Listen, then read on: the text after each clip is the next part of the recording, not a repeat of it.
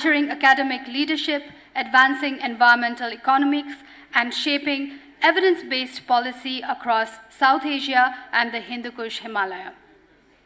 SANDEE, as you already know, is a research capacity and academic leadership network of the International Center for Integrated Mountain Development, ICIMOD. Through economic tools and analysis, SANDEE has empowered researchers to address pressing environmental challenges in our region.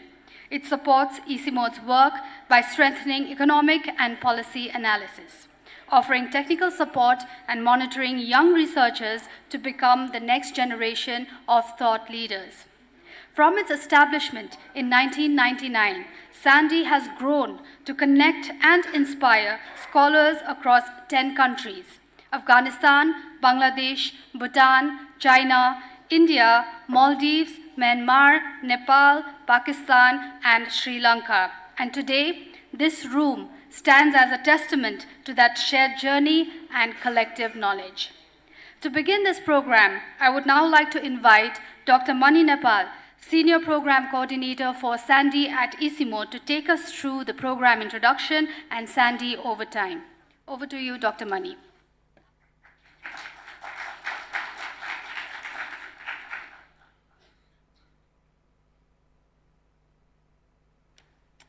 Thank you very much, distinguished guest, SANDEE alumni. Good afternoon, everyone. Whether you are here in person or joining us online, we have a lot of people joining online also. So welcome to SANDEE 825. So today, we are celebrating something truly remarkable. We are not just marking 25 years of a network. We are honoring a community, a vision, and a legacy. And yes, SANDEE is officially 25 years old.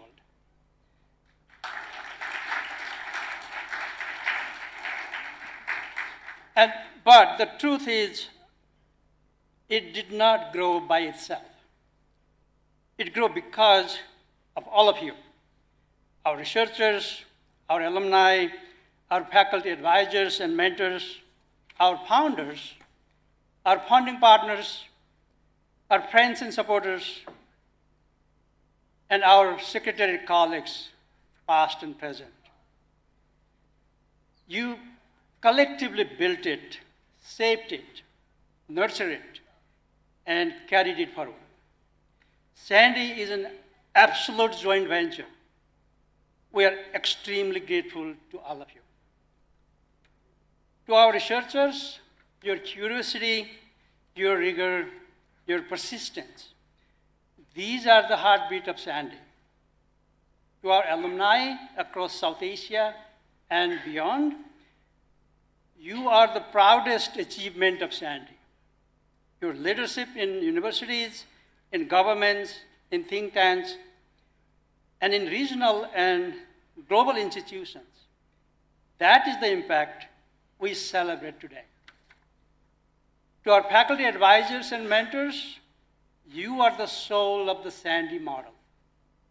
Your selfless guidance, your tough questions, and yet gentle encouragement have shaped the generations of researchers. Your mentorship has been priceless. If SANDEE has a signature style or a model, you have created it. To our co-founders, especially Sir Dasgupta, Professor Dasgupta, and late Professor Mailer, who is not here with us today, and we all are missing him very dearly. Thank you for daring to dream of a regional network that builds world-class skills while delivering locally grounded research.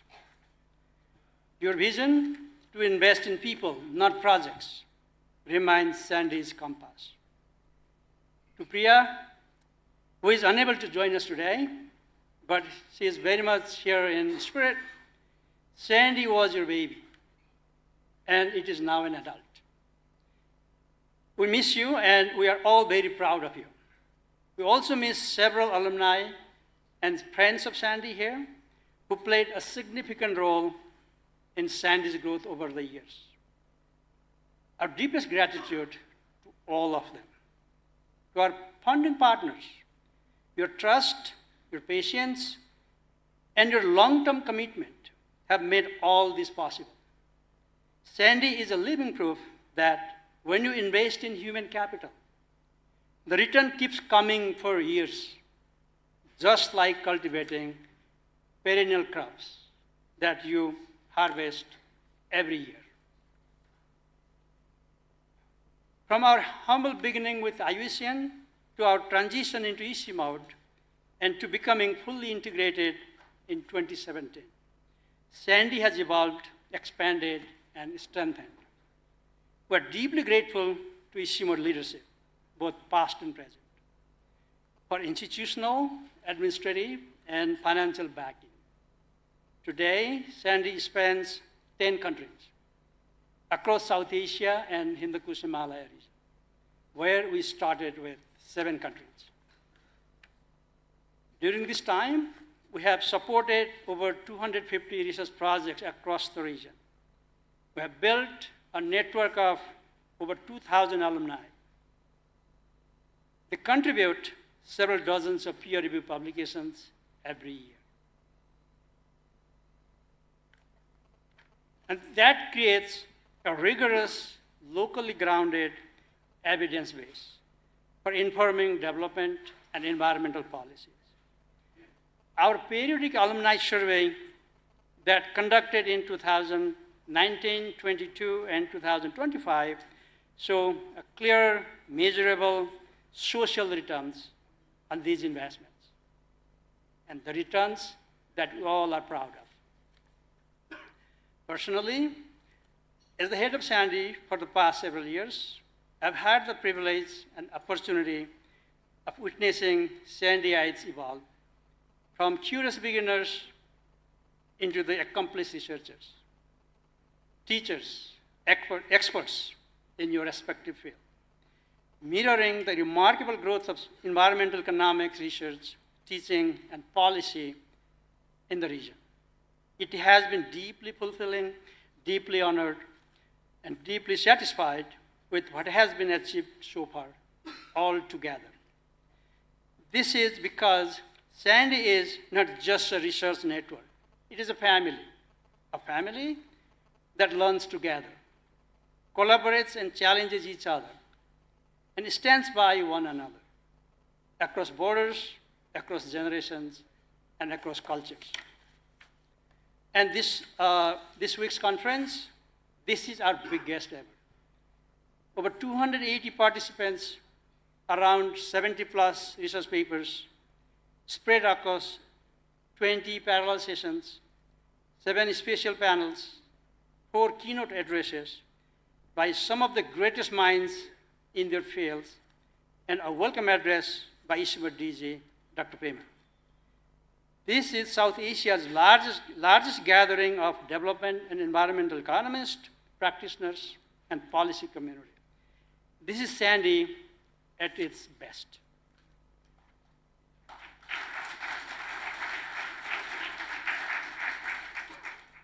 As we celebrate the past 25 years, we also look ahead.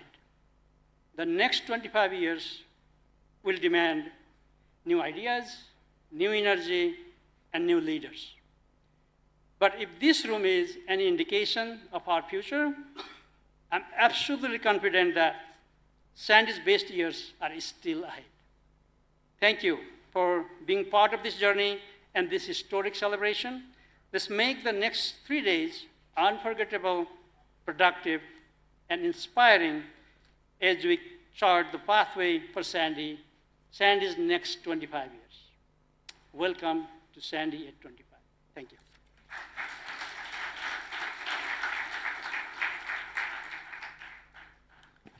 Thank you, Dr. Mani, for taking us through Sandee's transformative journey. We will now present a video which will showcase Sandee's 25-year-old journey. I request the technical team to please play the video.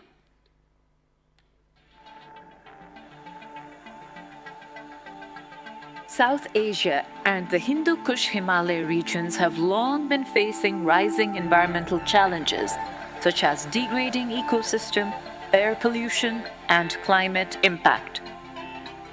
On 4th November 1999, the South Asian Network for Development and Environmental Economics, SANDEE, began its journey aiming to develop well-trained experts and locally grounded evidence base for addressing these challenges. SANDEE builds research skills, supports policy-relevant environmental economics research, strengthens teaching skills of university faculty, and helps bring evidence into policy through multifaceted, rigorous analysis, training, and collaboration to address local, regional, and global environmental concerns.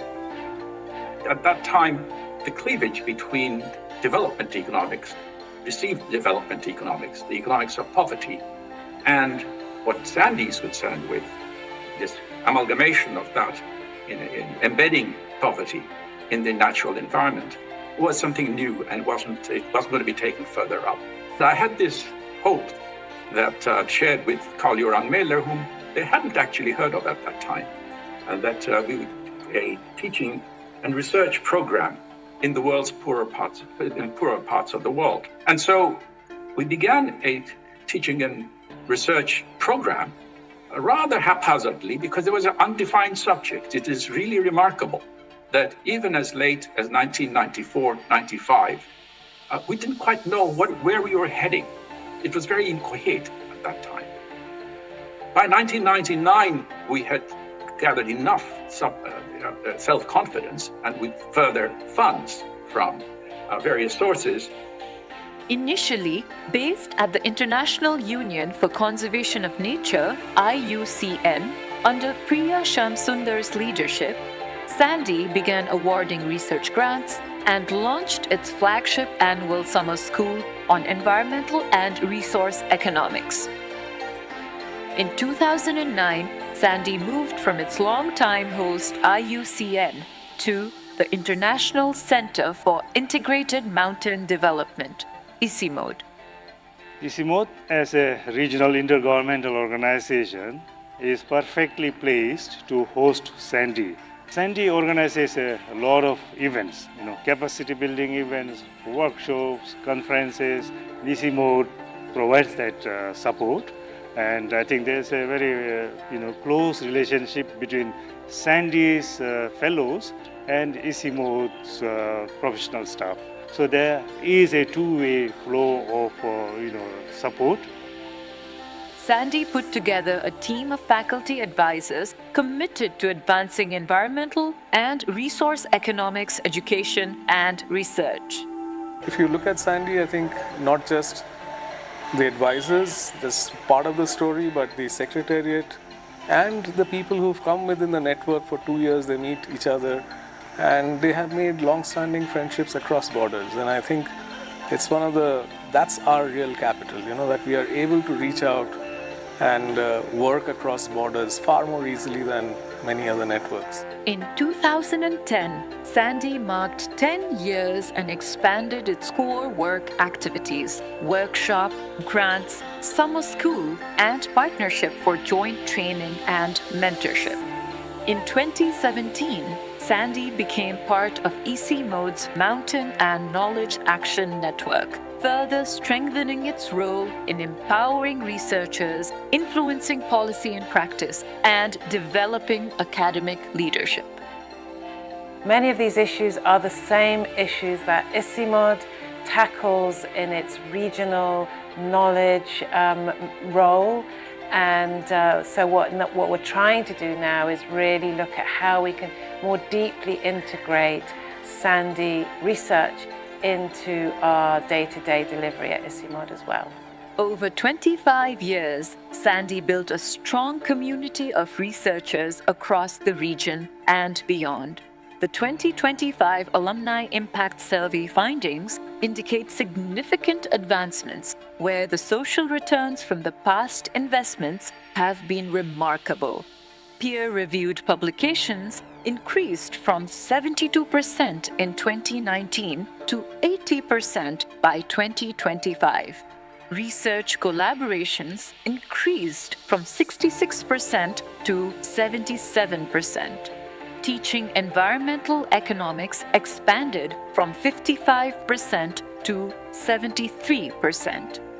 Furthermore, 48% of SANDEE alumni reported that their work informed policy in 2025, and 53% noted that they were invited to provide expert advice at national or regional policy events.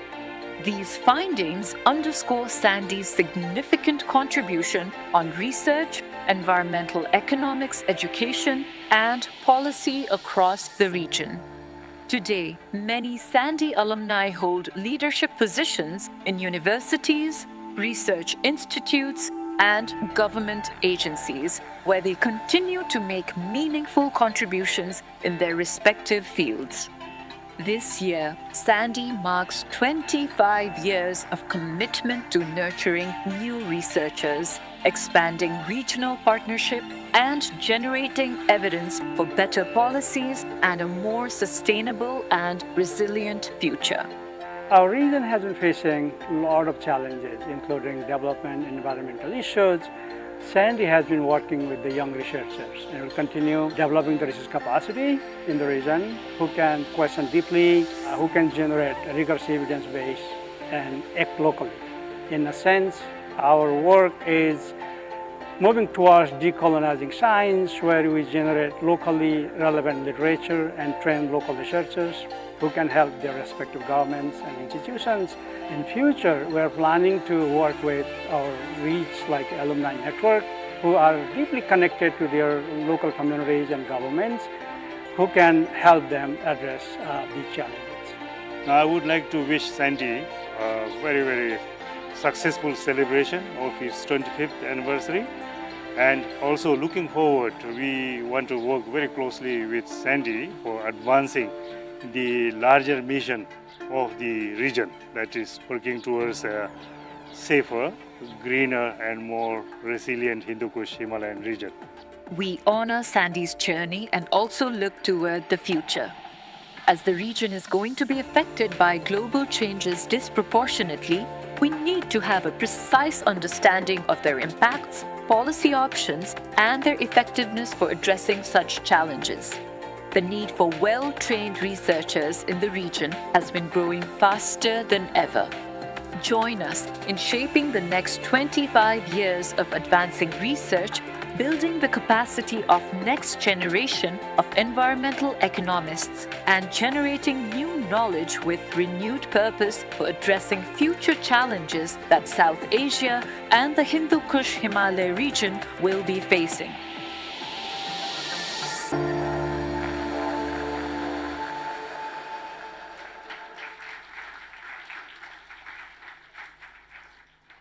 Thank you. It is now my honor to invite Dr. Pema Gamso, Director General of ICIMOD, for his welcome remarks.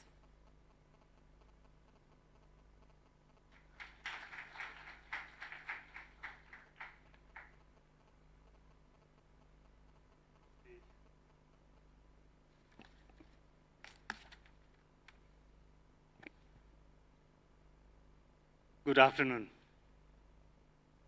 distinguished guests, SANDEE alumni and faculty, friends of SANDEE, and members of ICIMOD's Program Advisory Committee, Support Group, and my colleagues from both SANDEE and ICIMOD.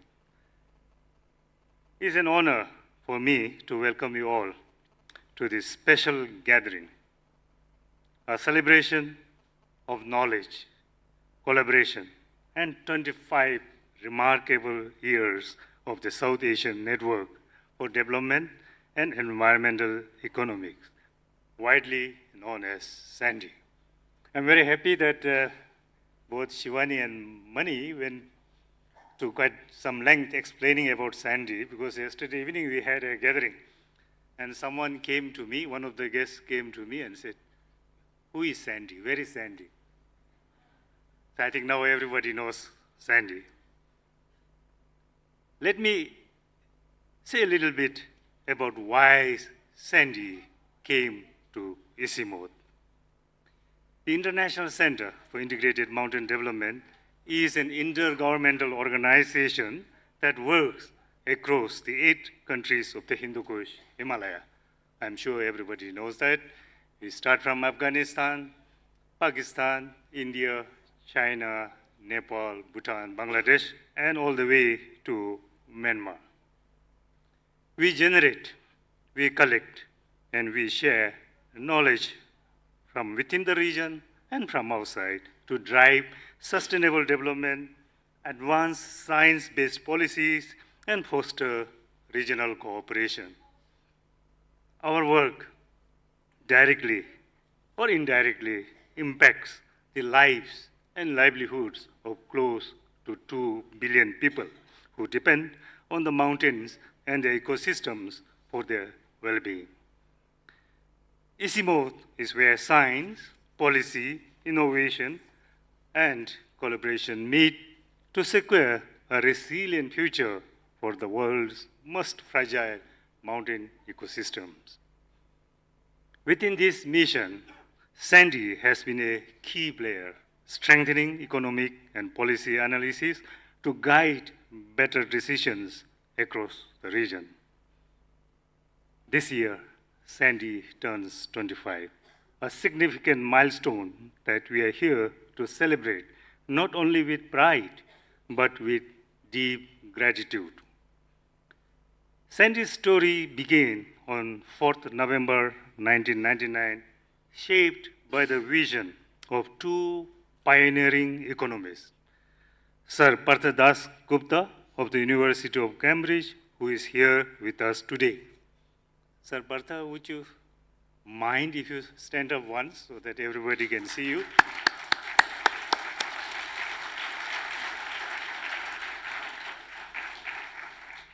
Thank you, sir.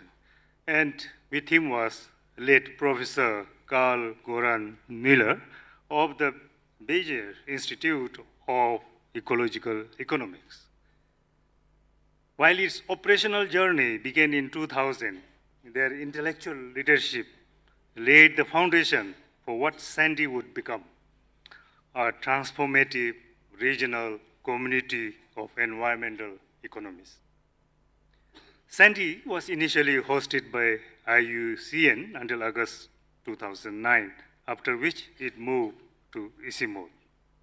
In June 2017, SANDEE officially became an integral part of ICIMOD, and today it continues to strengthen our economic research, valuation studies, and policy analysis, bringing rigor and depth to ICIMOD's work on natural capital, biodiversity, climate resilience, and sustainable development. Just half an hour ago, I was sitting with the senior regional advisor of IUCN, Dr. Amban, and was actually talking about SANDEE and how and why it moved to ICIMOD. So I think SANDEE has found its natural home. I think it was a perfect arrangement for ICIMOD to host SANDEE. Looking back, I remember SANDEE not just as a network, but as a vibrant and inspiring academic community. It played a pivotal role in building the capacity of young researchers in environmental economics and development across South Asia, as we just saw in the video, as well as heard from Mani. The annual steering committee meetings and gatherings remain robust and meaningful, not merely as a forum for review, but as events where ideas flowed freely, where curiosity was nurtured, where young scholars challenged assumptions, and where mentorship changed futures. Meeting SANDEE's alumni, who are totally influencing policy, academia, and development practice, has been one of the most rewarding experiences of my association with this network. They are SANDEE's living legacy. Among many contributions of SANDEE and its alumni, one stands out prominently: the pioneering work of Professor Das Gupta on the economics of biodiversity, also known as the Dasgupta Review. This pioneering work has helped us quantify the tangible and the intangible values of biodiversity and helped in equipping governments, institutions, and communities with the tools to better conserve and manage natural capital. This work was not only academically influential, it changed how biodiversity and ecosystem services are integrated into development planning, demonstrating that conservation is both an ecological necessity as well as an economic imperative. As I understand, most of SANDEE's work revolved around understanding the value of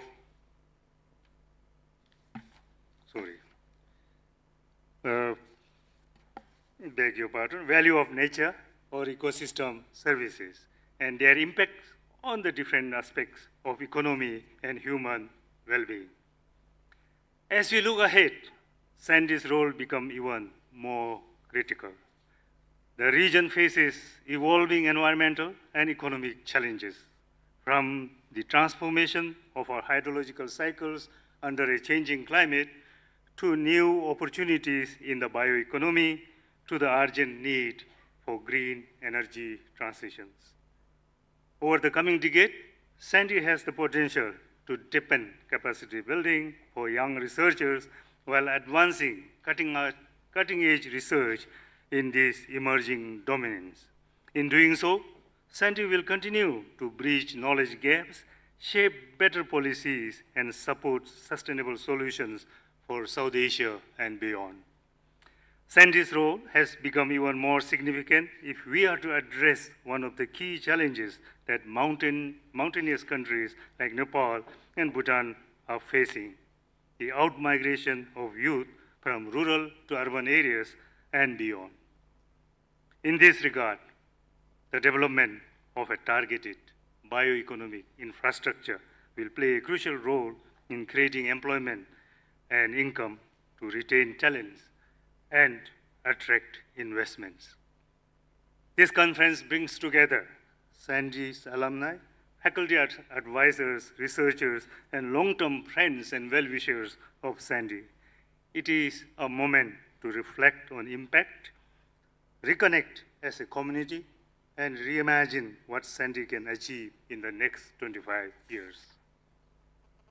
In commemorating SANDEE, we celebrate not only academic excellence, but also community. We celebrate a network that transcends beyond borders in a region often marked by division. A network bound by curiosity, collaboration, and a commitment to sustainability. SANDEE has built resilience, nurtured trust, and created a generation of scholars who view nature as the foundation of human well-being and regional cooperation. Let us honor SANDEE's past, celebrate the present, and envision a bold and ambitious future. ICIMOD is committed to work with all of you working towards this future. May SANDEE continue to inspire, innovate, and lead research that shapes policy and transforms life. Thank you, and happy 25th anniversary to SANDEE. But before I leave the podium, I would like to acknowledge the leadership of SANDEE, both past and present. At the moment, Dr. Mani, Nepal, is leading SANDEE's work, and I thank you, Dr. Mani. You and your team deserves our highest admiration, and we are there to support you. Thank you very much.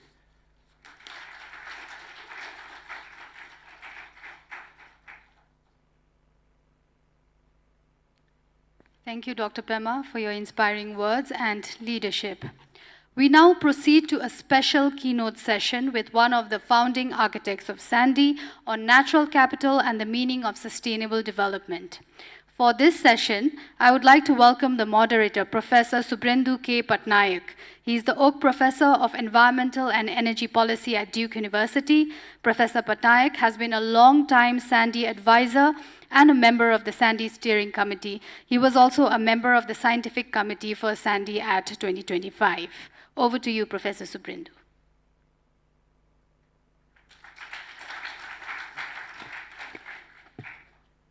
Thank you. Thank you for that introduction. So, not for the first time, probably for the, God knows, 10th time, I'm standing between you and the person you've really come to hear, okay? So I'm going to really not take any more than a couple of minutes to set this up. And my job is to field questions and let Partha say whatever he wants to say to you as quickly as he can. So the first point is, of course, it's a big day, and we have a big person here to do the honors. Okay. There is almost no point going through his CV, which is more like a phone book. Those of you who are obsessed with, in economics at least, there is, you want to publish in quality journals. And there's this new obsession with top 5, or maybe a little bit of an old obsession. So Partha has done that not once, twice, multiple times in multiple journals, and many journals that we cannot even aspire to publish in. So, okay, academically, obviously, the Queen's people knew what they were doing when they knighted him, so that's covered. Secondly, at a personal level, I was just looking at the start of my dissertation, and it starts with a quote. So it's 1.1, objective of this dissertation, and it starts with a quote: "The rural poor are especially dependent on the local environmental resource base. Losses in well-being due to an underpricing of this base are absorbed by them disproportionately. The estimation of accounting prices of environmental resources should now be high on the agenda of research in the economics of poor countries." Das Gupta, 1996. So clearly, it affected everything that I did and where I am today. But probably I can say that for many people here. Many of the things that you were trying to place in the journals, probably you fell back on quoting Das Gupta or Mala, or Das Gupta and Mala, so that people laid off whatever you were working on. Because this distinction between caring about poverty and the rural poor in the domain of development, and this other distinction of caring about nature has stayed, and these, I think you've used this term, ships passing in the night. And that's it. By writing in this space, they opened up scope for the rest of us to actually continue doing what we do. And of course, if the two of them hadn't convinced Priya and Manik before Mani to get together and do something, we wouldn't have been here 25 years later. So with that, all yours.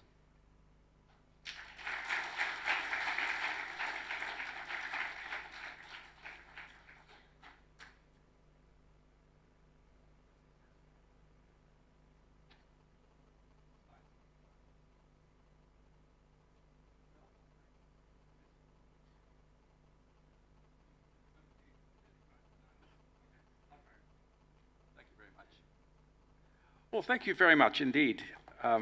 Before all else, we need to fix this so that people, colleagues, friends at the back can hear. Can you hear me? Okay, I'll try my best to not move around much. And if I do, and I sort of fade out at the back, please raise your hand, and I'll try and set things right. Well, it's pointless to say, but nevertheless I'll say it, how greatly honored I am to be here with you all to celebrate this 25th anniversary. But it's also a great pleasure in seeing a child grow up, in the sense that it is the case that Carl Mailer and I spoke at length of how to introduce nature into economics at large, but in particular in the poorer parts of the world, because their mishaps can be, domestic mishaps can be acute if the natural capital is torn apart, but also to pay heed to trade policies, because there is leakage of wealth from poor countries to rich countries if natural capital is underpriced, and given the fact that their exports are likely to be resource intensive, primary commodity intensive. So these were general thoughts that we had as economic theorists, and we wanted to, gradually we came to the conclusion that we need to rewrite economics, not in the fatuous sense of saying, well, we've got many things to tell, but in the sense of day-to-day conversations, discussions. And I'm afraid there we have failed. 25 years maybe, 30 years maybe, but the fact remains that when you open newspapers or hear people on the radio or TV commenting on economic affairs, our kinds of concerns here don't get much of a play. It's almost, on the other hand, whenever you meet colleagues or friends who are not part of the family of SANDEE, and you mention these pieces of work, the concerns that you have, there will be immediate acceptance, no question about it. But having accepted it, when they go back home, business becomes usual. That is, natural capital remains missing. This schizophrenia, if you like, which is not much of a burden for most people because they simply forget it, is persistent. And there I think we have failed.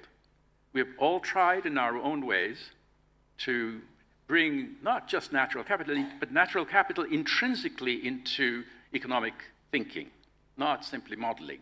And in my talk today, I'm going to try and give you some illustrations of the kinds of missteps we make by ignoring natural capital. Now, I keep on talking about natural capital as being the source of, being the integral part of what I want to say, but the reason I emphasize the capital side of nature is that it alerts us to the fact, or it alerts me to the fact, that economics is concerned with asset management. We are all asset managers. Every day of our life we are managing assets. And the assets could be just not only furniture, but food, the quality of the entire lifestyle is centered on the assets we own or have access to. And it's that management problem that mistakes are made in that. Now, I'll give you a couple of examples to show you how deep the misapplication of economics can be. So economic success is universally seen today as GDP growth. And yet you ask yourself, where in your economics textbooks GDP featured as a welfare measure? It doesn't. And it doesn't for a very good reason. It isn't. Welfare measure is to be found through an analytical device to see where you can identify on the commodity space, on the asset space, objects which will correlate with human welfare taken intergenerationally, that is. I'm saying intergenerationally because the moment you talk about capital, you're thinking of assets and the stocks. And stocks have in them flows of services, just as this table. It promises us, if it's treated reasonably well, for the next 20 years or so, service of people being able to stand here and give a talk. So that's, the flows come out of the stocks, are embedded in the stock, and so the distinction between stocks and flows becomes very clear, and most of our economics is about flows, whereas we should be about stocks. And that's why I emphasize the natural capital side of things. because that particular stock is particularly problematic for one very good reason. Many of these stocks are mobile. They're not rigid. Air, for example, water. They move. They move, and some of them are so tiny you can't even observe them. What's underneath our feet, for example, the assets in the ground.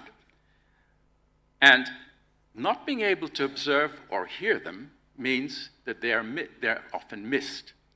Their prices will be zero. I'm going to give extreme examples, which triggers an entire sequence of events. If it's zero, it means you don't even notice that you're consuming it. Your budget or your expenditure pattern is going to be leaning towards the 0 one because you don't pay. So there'll be a burden on that particular class of assets. You won't notice it because, of course, it's zero priced.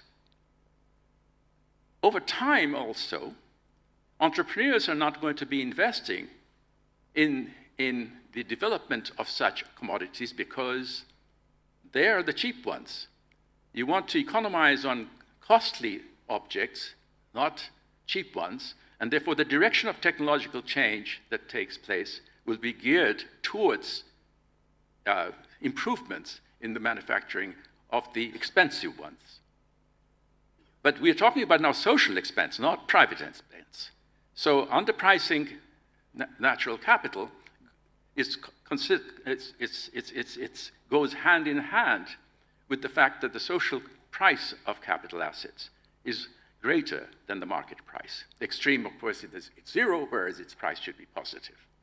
It's these inequalities which are going to shape the direction of change that we experience. And I've just now given you an example that it has dynamic effects through technological change. So technological change produces machines which can raise the forest within weeks, whereas previously it would take months and years because you want to have labor-saving devices, but you're not creating nature-saving devices. That's the idea. What might they be? I wouldn't know because they haven't been invented. What is not observed is not missed, which doesn't happen. What doesn't exist is not missed. So these are I'm giving you a sketch of the kinds of problems that we face if we ignore natural capital.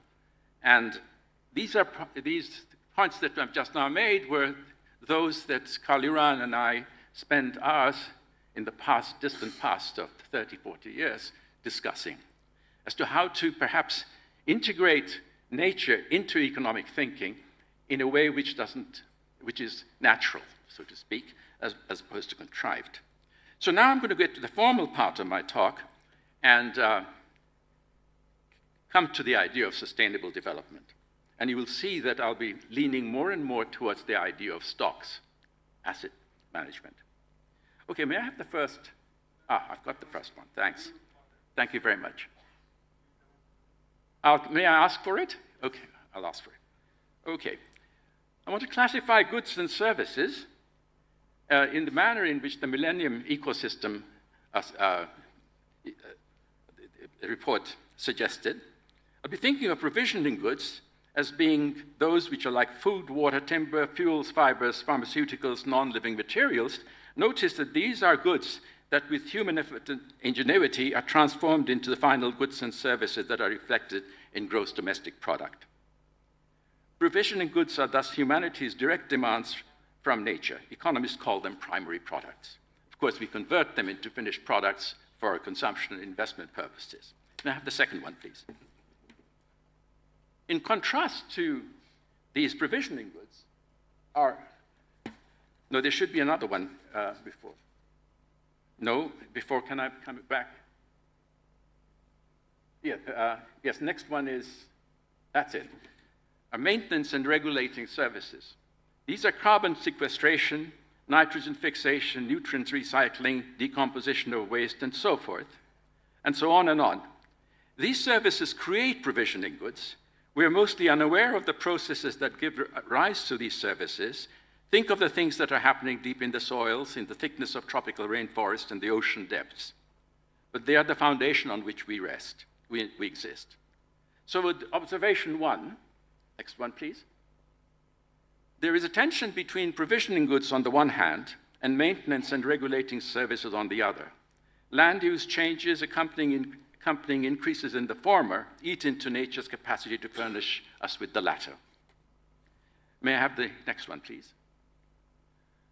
There can be substitution possibilities among provisional goods, wind farms substituting for fossil fuels, but maintenance and regulating services are complementary to one another. The latter gives rise to the fact that humanity is embedded in nature, not external to nature. I'll come back to these issues repeatedly because it does make an incredible difference to the way we see the human economy at work. And observation 2 is geared to that. Now I come to the next slide, which is going to be key to what we are going to be discussing. It formalizes an intuition that you all have, I have no doubt, but it is useful. I think it's really important that we keep it in mind because it gives us leverage into the weaknesses of the human economy, and I want to talk about that. Everything I do now, I'm going to be talking in aggregate terms. Everything I say, every inequality I write, and there is only one inequality here, so don't be frightened, is an aggregate one, based on aggregate. If you want to disaggregate it, you will have many, many inequalities, on a commodity basis, for example. So I'll be thinking in terms of goods and services in the aggregate, something like a homogeneous output for the economy. That's the kind of idea I have. Now, we are here because we are concerned about overuse, overstretch of the environment. That is, that there is an ecological overshoot of the human economy. We are harvesting too much, we're eating into it too much, rather than too little. There may be cases where it's too little, but again, in the aggregate I'm talking about now. And if we didn't agree to this, then we are really in disagreement, because then you would be saying, what's the point of this lecture? Because we are doing fine. Natural capital is not under threat. Now, this idea of overuse, the ecological ecological overshoot, I'm capturing in terms of demand and supply. I want you to think of the biosphere. I'm in the aggregate, remember, so I'll be using the word biosphere now. I'm thinking of the biosphere as a regenerative natural resource. It has its rhythms, the daily rhythm, monthly rhythm, annual rhythm. These rhythms collectively give rise to the rhythms that we observe in nature, and I'm aggregating them all through. So I'll be thinking of a renewable, that nature as a renewable resource, okay? There's a stock. Things are changing, of course. The fact that it's renewable means there are changes in process. There's a stock. We're going to be calling it the biosphere. It churns out goods and services, again in the aggregate, a homogeneous commodity, a flow, and it repeats itself. It's continuously producing stuff. In comes the human economy, or enters the human economy, and we harvest from that output. If the rate of harvest exceeds the rate at which the stock is generating goods and services, then the stock declines. So the images, if you like, and it's a very convenient image, and it's actually a very accurate image, with all the approximations. Think of a fishery. I can use the fishery as my metaphor for the biosphere. The fishery regenerates itself. Fish, of course, live and die, but new fish are spawned, and the fishery generates a flow of services. You harvest from the fishery. If you harvest more than the annual production, then the stock declines. And if you continue doing that, the stock, of course, disappears. Okay? If you leave it alone, over time, it goes to something like a statistical steady state. There'll be fluctuations, but it settles down at the carrying capacity of the fishery. Think of that as the model on which this is based. Now, I'm thinking of demand and supply of the goods, of the flows of goods and services, okay? The stocks are producing that. The right-hand side is the regeneration rate of the biosphere in that aggregate, the right-hand side, which I'm calling capital G. And the left-hand side, I'm looking at the demand, what we are taking out of it, how much we are harvesting, how much we are mining, okay? How do you decompose that? Even though it's in the aggregate a homogeneous pile, nevertheless, the human economy is involved, so we need to put in the humanity in it, the demand side, and that's on the left-hand side. As an approximation, I'm taking global GDP, remember I'm looking at the aggregate economy, as my idea of human activity. We want to model the idea of human activity having an effect on the biosphere, okay? Now, what would be a measure of human activity? The one I'm choosing here is GDP, right, as a measure. If you think that we're missing a lot of things, then just multiply it by what you think we're missing. All right? But the idea is to get an idea of the activities that we're involved in, which is affecting the biosphere. And that GDP I'm decomposing into population and per capita, capital N times small y. But that's, remember, output of final goods and services, whereas what Mother Nature is offering us is goods and services in the raw. So we need a conversion factor. We need to ask, how is the human economy, at what rate is the human economy transforming these primary goods that Mother Nature is giving us into the finished products that are GDP at market prices? That conversion I'm calling alpha, the denominator on the left-hand side. It'll take you a few minutes to digest alpha, but think of it as the efficiency with which we are transforming Mother Nature's goods and services into finished products. Okay? Much hangs on it. Why? Whenever you read The Economist, for example, who have a very ambivalent view of our gathering here, by the way, they cannot deny us anymore, but they're very uncomfortable with it. They haven't really, in some sense, digested the concerns that we have here into the framework of the mental framework, which brings me back to my original position, observation, that what we are discussing here is really very deep. It's deep because it's easy to say, oh, yes, there's another stock, we are introducing it here. But it's deep because our common language, the natural language in which we converse economic transactions, doesn't have it.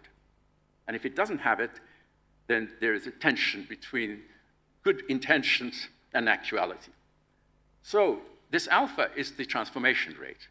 And what those who feel that life can go on as before, and you can have indefinite growth in output and so forth, are effectively saying that alpha can go on increasing. Because if you see, on the right-hand side, G, that's bounded, because the Earth is bounded, the biosphere is bounded. You can't have more coming out from this bounded biosphere. So the left-hand side, therefore, has to be bounded, all right, what we're taking out in the long run. Initially, it can be greater, but then it'll be shrinking the biosphere, okay? But if NY is GDP, and on the one hand, you're being told constantly that we have to go for growth, and in what's more, indefinite growth. Then the numerator, capital N times small y, is you're predicting, or you're expecting and wanting it to go on increasing. Well, if the right-hand side is bounded, the only way the numerator on the left-hand side can go on increasing is if the denominator on the left-hand side correspondingly increases at least at the same rate. Because if it doesn't, then you're stuck.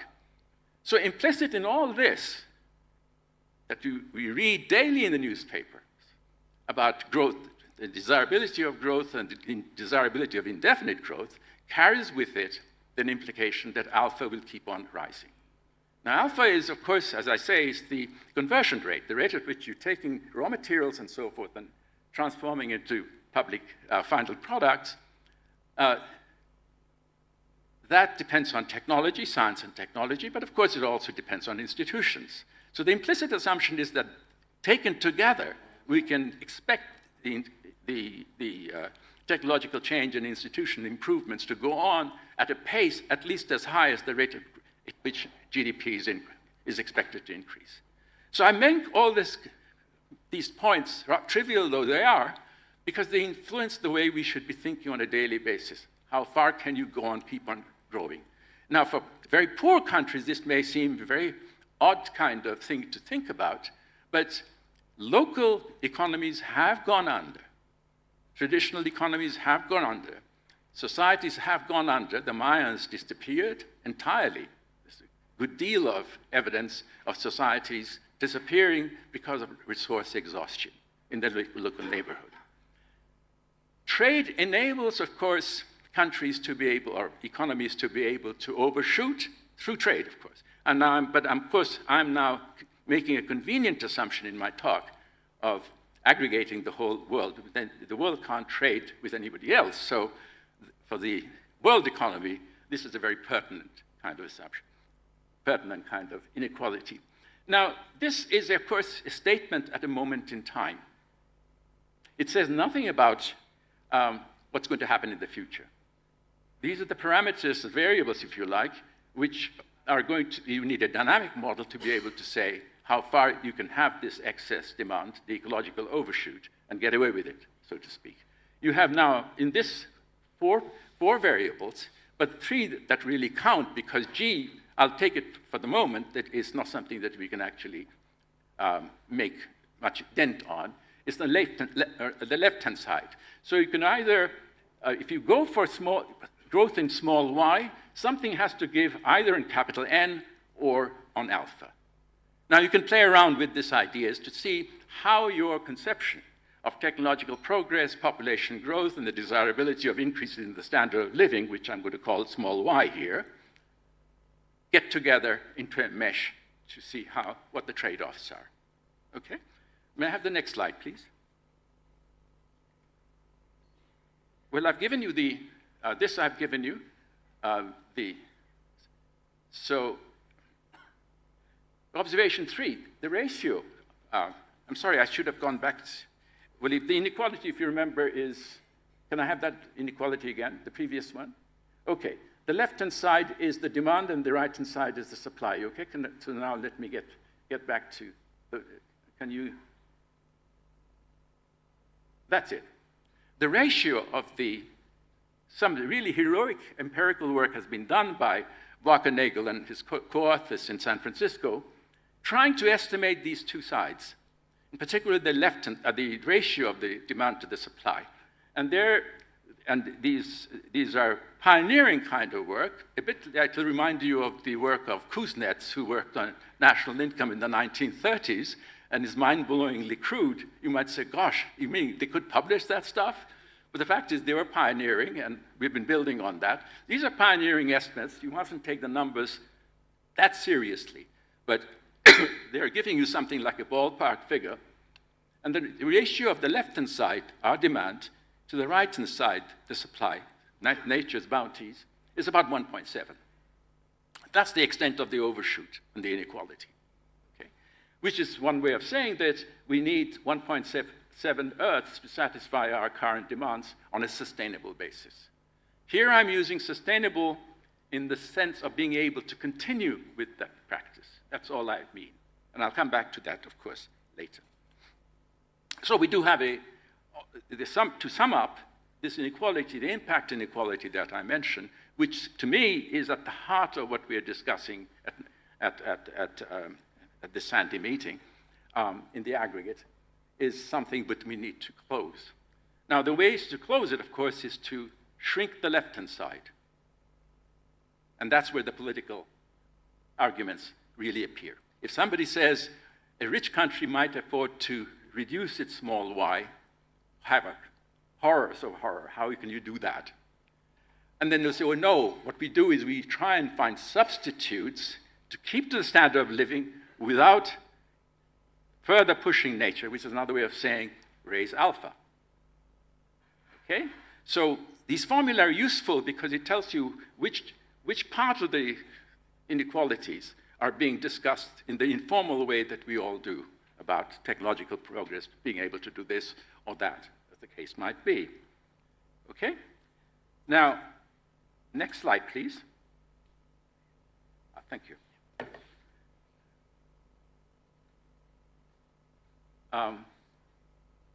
Yeah, as I said, this impact inequality is, of course, a moment in time. It doesn't say anything about the dynamics of the system. So for that, you need a dynamic model, including nature, natural capital, to be able to see how the two sides of the inequality move over time.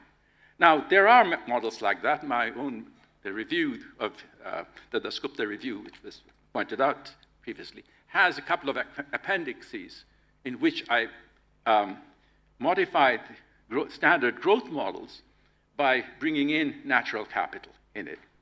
Now, for those of you who are mathematically oriented, I can't resist just taking a minute to inform them as to how to do that modeling, okay? So those who don't care about that, and very good reason for not caring about it, just ignore what I'm saying.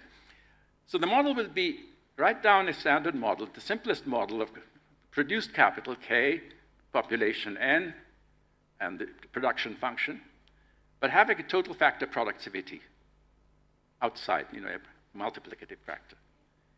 Now, that productivity factor would be influenced by the stock of natural capital. That's one way of doing it. Typically in growth models, natural capital is seen as something that we harvest.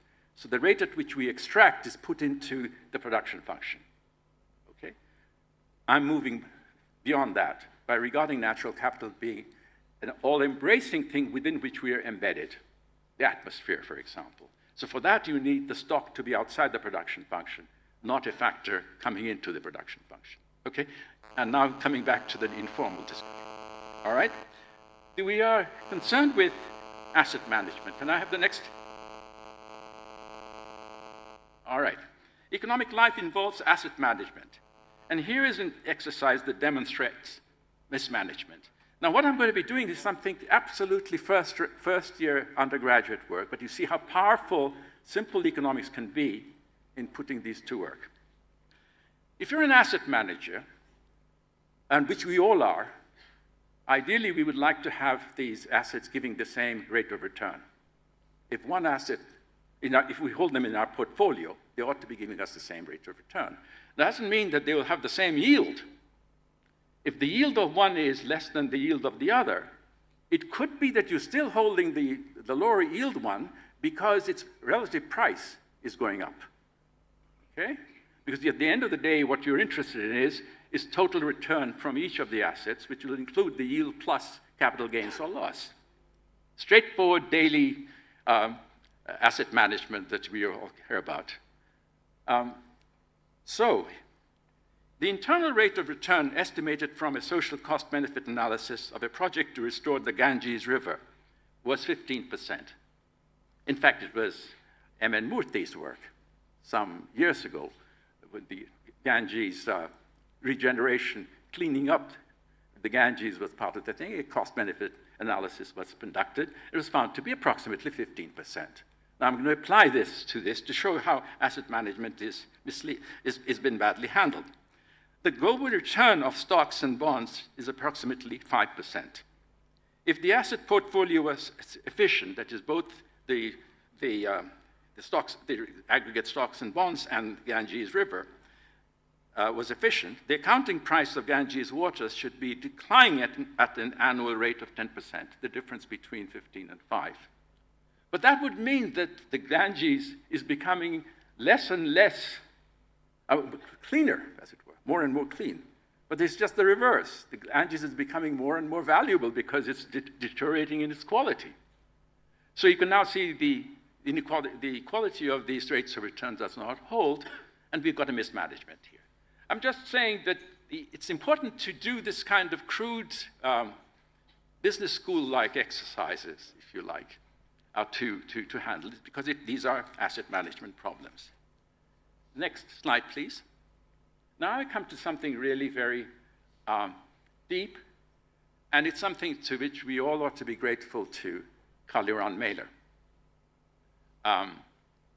because it was while we were having a drink, which was a customary activity on our part, we came across this idea, this theorem, which is trivial. It's a one-line proof, but if you don't ask the question, you don't get the answer. And so it lay dormant, but it's at the heart of everything we're discussing here. And it's the relationship between wealth and welfare. We treat human welfare typically in terms of flow variables, GDP, cash in hand, the things we can buy, the rate at which we can buy things. But I want to show you now that if you take the future into account, namely future people or your own future life, what you should be concerned with is not income, but wealth. And the reason wealth is the right thing to do is wealth is the value of the stocks of assets you hold, you have access to.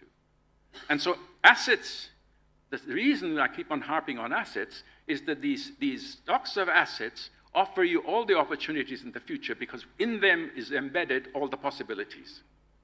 A flow can't give you anything other than that flow because it disappears, remember. The whole idea of a flow is it's instantaneous.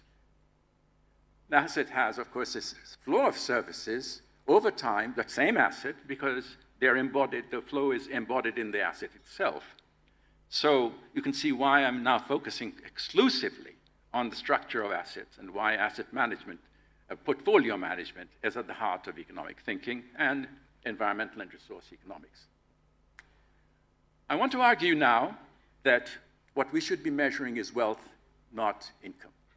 And when we say that this country is doing well, you don't go to see whether its GDP is rising or has risen, but you should be asking whether its wealth has increased. Now, wealth means the social value of its assets, including natural capital, remember. So if you miss that, you could be measuring wealth. So from what I now say, wealth, I mean this inclusive notion of wealth, all the assets. Of course, some may have negative value. Carbon stock in the atmosphere today at the margin, has a negative value, but that's a different matter. I'm talking now about assets which have positive value. If you've overdone it, of course, remember, the carbon may have negative value, but the atmosphere as a whole, which is the commodity, that has a positive value and is being reduced in quality, which is what the problem is, okay? So now we want to measure, we want to see why we are interested in wealth. This is just an observation. 5 is simply an assertion. So here's the theorem.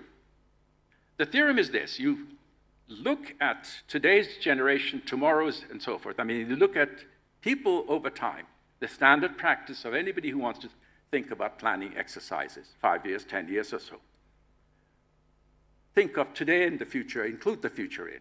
You've got now people, intergenerational well-being, the idea of welfare across the people over there. And you ask whether a policy, as you move through time, whether this exercise is slightly tricky, so let me go through this slowly. We're here now in 2025. Let's suppose it's an annual deal. And you have the future unfolding. That future you're predicting as a forecast, as a forecasting model, based on your understanding of institutions, future policies, current policies, expectations, and so forth, the whole lot. I know that's complicated, but we're doing it all the time, by the way. And you read about it every day. Okay, so I'm not doing anything mischievous. I'm not bringing anything, through the slate of hand. So you have a forecast, a projection of things to come. Based on that, with all the uncertainties, you're collapsing all that uncertainties, of course, into something like today's expectation. And you are asking, what will make that forecast, the possibilities, improve rather than decline? How can I say the future possibilities as seen from today is no better than the future possibilities as seen from tomorrow when tomorrow comes? Okay? Of course, when tomorrow comes, a year will have gone by. So you're looking at 2 vantage points, but you're still the same person doing it. Well, that's what planning means. When you say, shall I buy this shirt, or shall I buy it next month? You're doing exactly that kind of exercise, right? So what this theorem is saying is that if that inclusive notion of wealth using social prices, and I'll come back to the notion of social prices in a minute, if that increases in 1 year, then future well-being next year onwards will be greater than future well-being as seen from this year. That's the idea. In short, you're carrying the economy over time in your mind. You're doing the analysis. And given your understanding of what's going to happen, or your expectations, you're asking, what will tomorrow look like, the future will look like tomorrow, as compared to what the future looks like today? Because there is a difference, because a year will have gone by. And if that's brighter tomorrow, we say, that's progress. If it's worse, then we complain. All right? Question is, when will it be better? The theorem is, it will be better if the wealth is greater. That's the theorem. In short, wealth captures the idea of future possibility, something that you should find now, after these 15, 20 minutes of discourse, absolutely obvious. Because this table, for example, gives us the future possibilities of services coming from a table, of this particular table. So stocks give us that idea of what lies ahead. And wealth is the aggregate of all that for the economy as a whole, wealth of the economy. Of course, the economy could be only one person, or it could be a household. Nothing I say rests on it being the global economy. I'm using the global economy just as a useful metaphor so that I don't have to worry about trade and everything, okay? That's the reason for why I'm doing it. So wealth is the key because it gives us an indication of future possibilities, inclusive wealth. If that increases, if inclusive wealth increases, then future possibilities, the span of future possibilities increases as well. Just like saying if you have 2 tables, you'll be able to accommodate more people, to get more service, okay? Now, of course, it's absolutely trivial when you think about it. It can be proved rigorously, no ifs and buts about it. So wealth and welfare, intergenerational well-being, now it's not one period's well-being, intergenerational well-being. Why? Because we are looking at wealth, which is a stock. So the stock already takes all the future into account. So this is the natural way to think about it if you want to include your children, grandchildren, great-grandchildren, and so forth into account, which we always like to do. So I've already now given you the language which we should use for judging and the reason why. I don't think Adam Smith wrote The Wealth of Nations because he knew the scope of the Mailer theorem. He didn't. But he was right to call it the wealth of nations. It is wealth of nations he should be thinking about, not the income of nations. Okay? Now, and now you can see why. The correspondence between intergenerational welfare, well-being, and the wealth that is given over to the next generation. Of course, it looks very obvious to you when you think about it, as parents leave their assets for their children, either at death or even before. That's what we ask. Do they have as much to begin with their lives as we did when we started our lives? And as much, we don't mean income. We mean, house belonging to goods and service and so forth. So this is really very intuitive, and it's still a puzzle to me, and I can assure you, Carl Uran used to laugh like heck. And of course, as you know, he was quite bulky. So when he laughed, it was quite a sight. And laughed saying, Partha, we did good today. Shall we have another drink? So that's the, okay, now final. I want to, next slide, please. So how do these ideas translate into empirics? We have been trying to do that. My friend Managi, Shun Managi in Japan, did lovely work on using these ideas a few years ago, and Pushpan Kumar at UNEP, and Managi produced a book from which I've lifted this curve, and they based it on the theory that I've just been describing. And what they've asked is globally, they've asked whether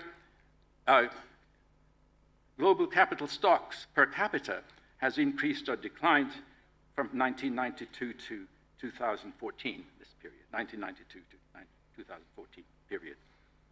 And what they found is that globally produced capital, that is what I mean, increased by about 100% per capita globally in these 18 years.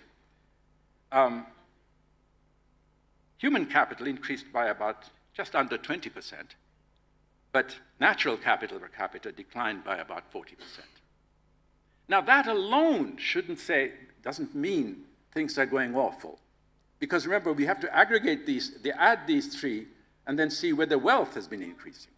Well, the bad news is wealth has actually been declining as well. Much smaller rate, of course, because the power of that declining in natural capital, when corrected for the fact that the natural capital's price should be, when calculating it, should increase. It's in fact, the news is that we have been decumulating. The global economy has been decumulating.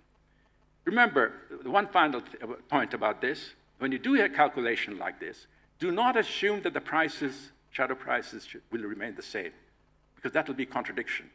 The whole idea is that the portfolio is changing. If the global portfolio of assets is changing, then the relative prices will be changing too. In this case, the portfolio is changing in the way in which produced capital is rising, human capital is rising, natural capital is declining, so it's the price of shadow price of natural capital which will be increasing relative to the other two.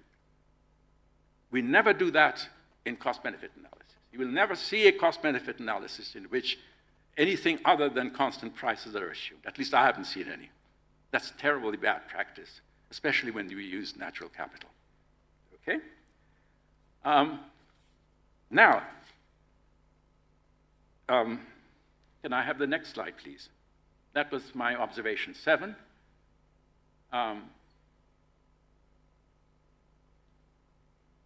Yep. So the accounting price of natural capital under business as usual will continue to rise relative to produced capital. This has implications for the way nature conservation investment is evaluated. And as I said, it never is, because the standard practice is to take the prices to be constant. It's really laziness, if anything, which leads you to make that assumption. Now, these are, you might say, what should we assume regarding the rate of growth in price? Well, what you need to assume is, the way you do that is to have something like a model in hand, track that model, and then see what it gives you. This is the standard practice in macroeconomic planning, and we should pursue it here as well. Now, finally, the one variable I have not talked about is population. Remember, the impact inequality is it was n times small y divided by alpha greater than, that was the impact inequality, greater than the rate of regeneration, because that's currently the rate of, the inequality is currently the case. You want to switch the inequality to an equality at the minimum, but maybe even reverse the inequality in order for nature to grow, enable nature to grow, the way you want to revive forests or watersheds and so forth, okay? So the impact inequality is where all the action is regarding ways where to put policy into play. But I haven't talked about N. And I think this is an area in which we really, at least in the East, ought to take much more interest. And it's ignored in polite society. It is ignored in the West. And it's ignored because I don't have a really clear picture, but for the one idea that we have gone through this 70 years, last 70 since the end of the Second World War, at an unprecedented changes taking place, all for the better, at the global economy. Everything has improved, pretty much, other than natural capital, you know that, okay? Education, health, you name it. So this has been a period of incredible, robust optimism. And it's very hard to take your mind off that experience and say, well, are there dangers lying ahead?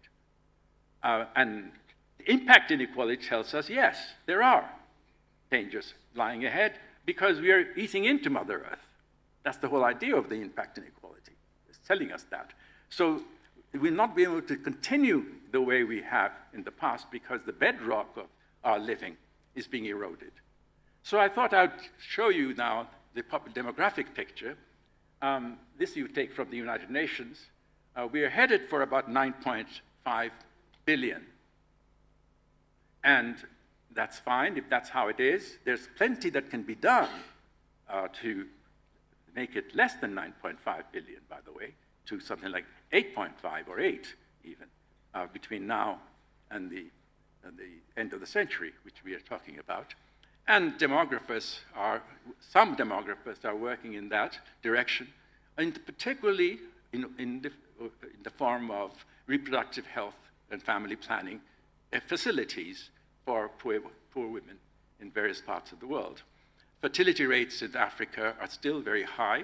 It's about 3.4 or so. Nigeria, it's over 4. So we're in a very poor part of the world. So the pressure of the impact inequality there, by the way, is pretty large. I said it was 1.7 for the world economy, the ratio of the left-hand side and the right-hand side of the impact inequality. In Africa, it's still higher. Okay? So these are problems that countries need to face up to because they are relevant for their own citizens and their children and their great-grandchildren. I will not speak very much to this, but there is a rich literature on family planning and reproductive health and the rights of women. These are deeply related issues. And it is a pity that the the connection between women's rights to their own body, to be able to pace their pregnancies and so forth. Timing is so essential.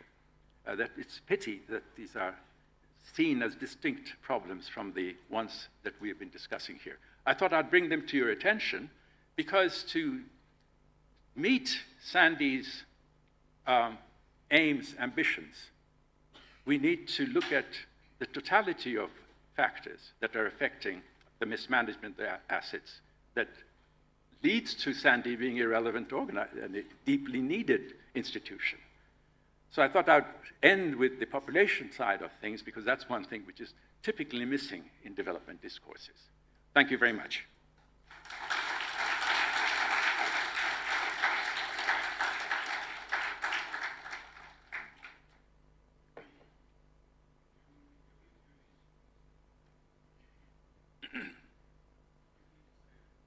Okay.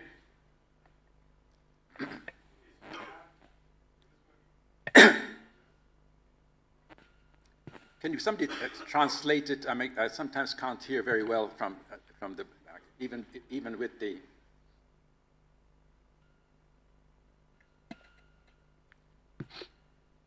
Okay. Third time lucky. So we have about half an hour for questions. No, sorry, that's fine. That's fine. That's fine. That's fine. Thanks. Okay. Thanks a lot. All right. So That's a command. Raise your hand so I can get a sense, and then we'll take a cluster of them. Partha, is it okay if we take 2 or 3 questions and then you answer, and then, or, okay. Sure. I won't remember either. So. Can I go? Yes, one sec. So that's what we'll do. We'll collect a couple of questions. And when you ask the question, please remember to introduce yourself. And we'll take it from there. Okay, Sadamani. Thank you, Partha. I have heard it many times, but every time, I'm getting new and new insight. So today, I really have a problem with your impact inequality. I feel there is a mismatch.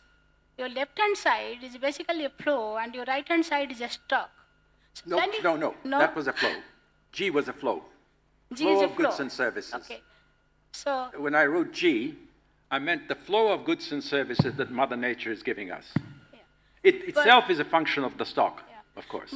But I think if you replace the GDP by the value of the produced capital, and don't you think your left and right will be a better way of indicating your, better way of measuring your impact inequality rather than going by GDP? Am I right?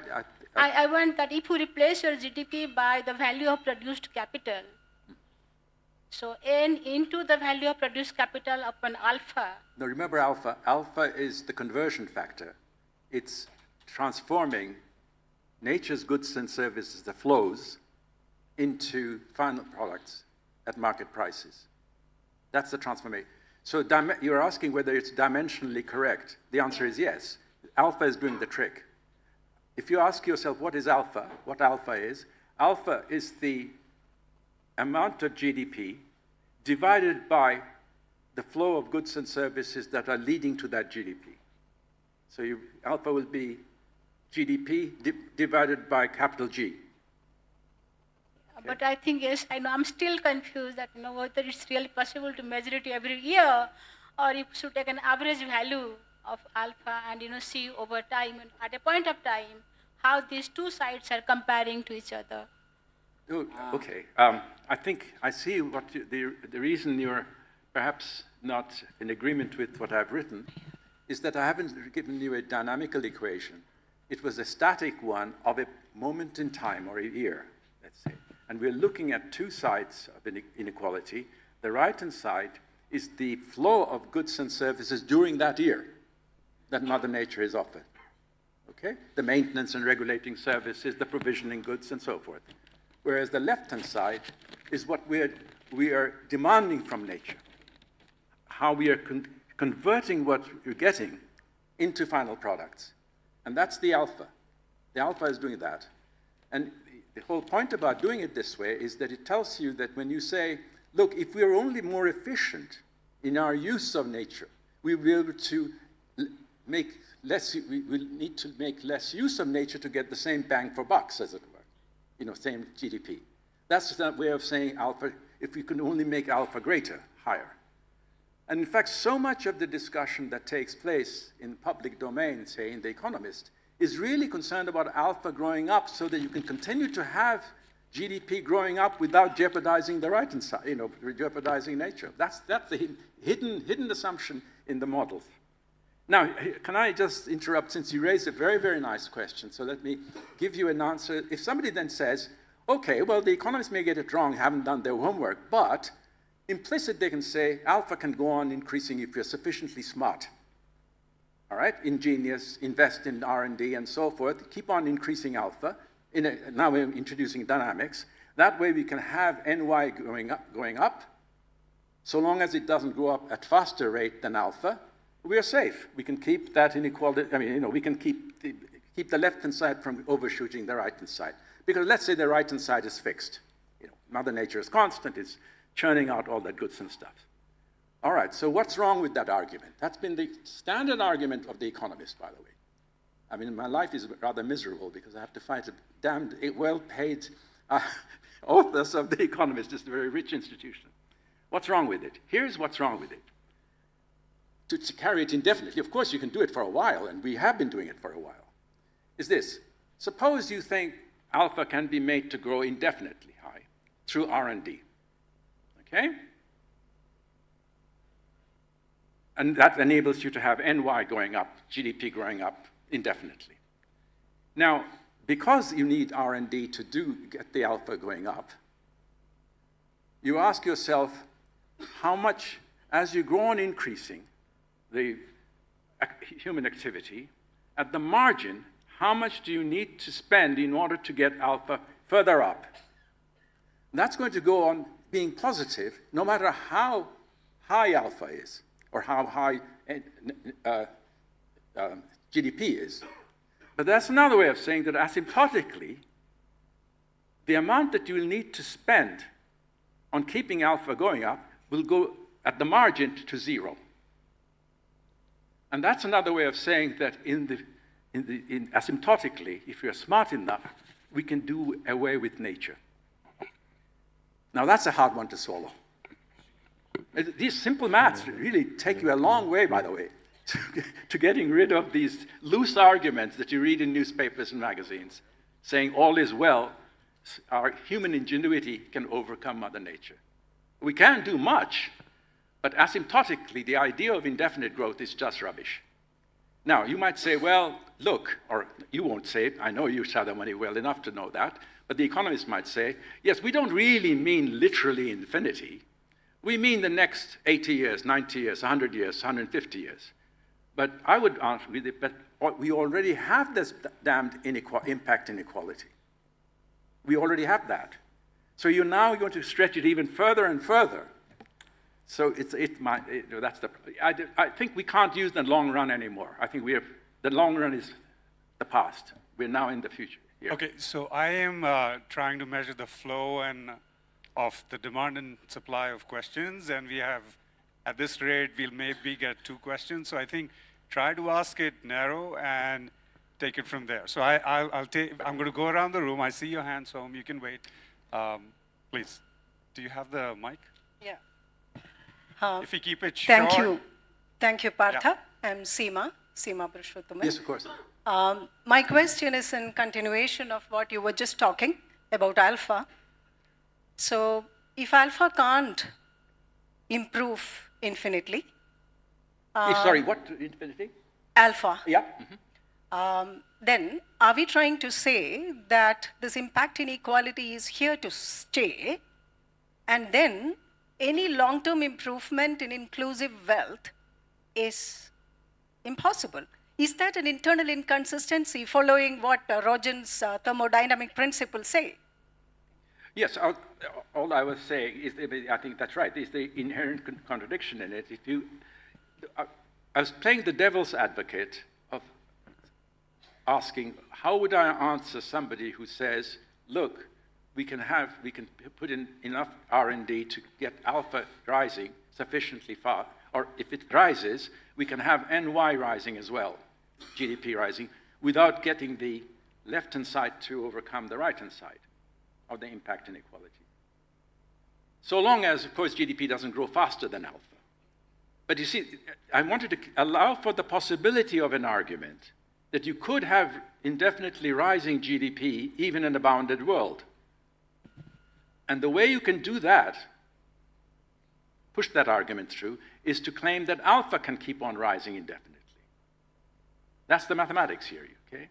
And I was arguing that that has an internal logical problem, because alpha doesn't just grow indefinitely through exogenous means. You have to invest in R&D in order to get alpha increasing. Alpha, remember, is the efficiency parameter. So R&D in that particular way of converting natural capital into natural goods and services into final products. And I've just now argued that asymptotically you cannot have alpha going to infinity, because that will be equivalent to saying that in the long run we'll all be like Elon Musk's going off to Mars. We won't need the Earth. That's the argument. Okay, I'm going to keep rotating questions. As long as it's not on alpha, we can. Yeah, thank you so much. Again, I am Amarendra Das. I teach at Niger, Bhubaneswar. My question is actually, in fact, I have used your report in my classroom. So I will ask a question related to that. In your report, you have said that our sensibility towards nature has not changed. And a tax here and tax there is not going to solve the problem. We need to change our sensibilities towards nature, and you have already pointed out nature is mobile and invisible. So we need to do a lot more. So what is that exactly you are referring to? The tax is... Can you come closer and translate that to me? Okay. In your report, Economics of Biodiversity, you have stated that our sensibility towards nature has not changed.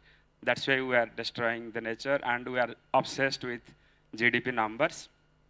And as a solution, you have also written that a tax here and tax there is not going to solve the problem. We need to change our sensibility towards nature. So how do we do that, and what should we do to change our sensibility towards nature? Thank you. Did you get, yes, brother. Did you? In the report, I didn't read this set of sentences. The sensibility towards nature, how do we change that? Gosh, that's a seriously tough question, but absolutely necessary. Okay, I don't see any other way than the way I suggested in my review and my new book on natural capital, which is through education. And I just don't see any other way.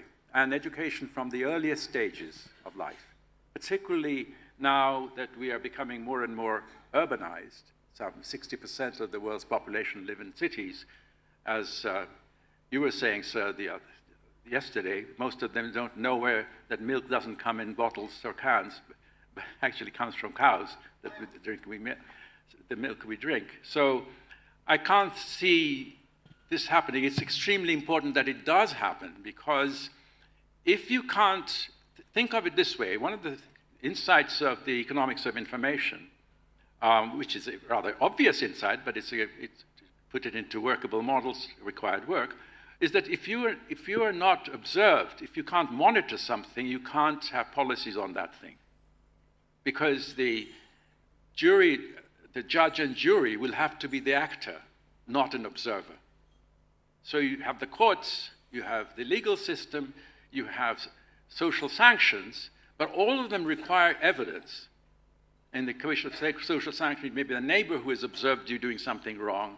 In the courts, it'll be a huge argument showing that there are good reasons, without a doubt, that he did wrong.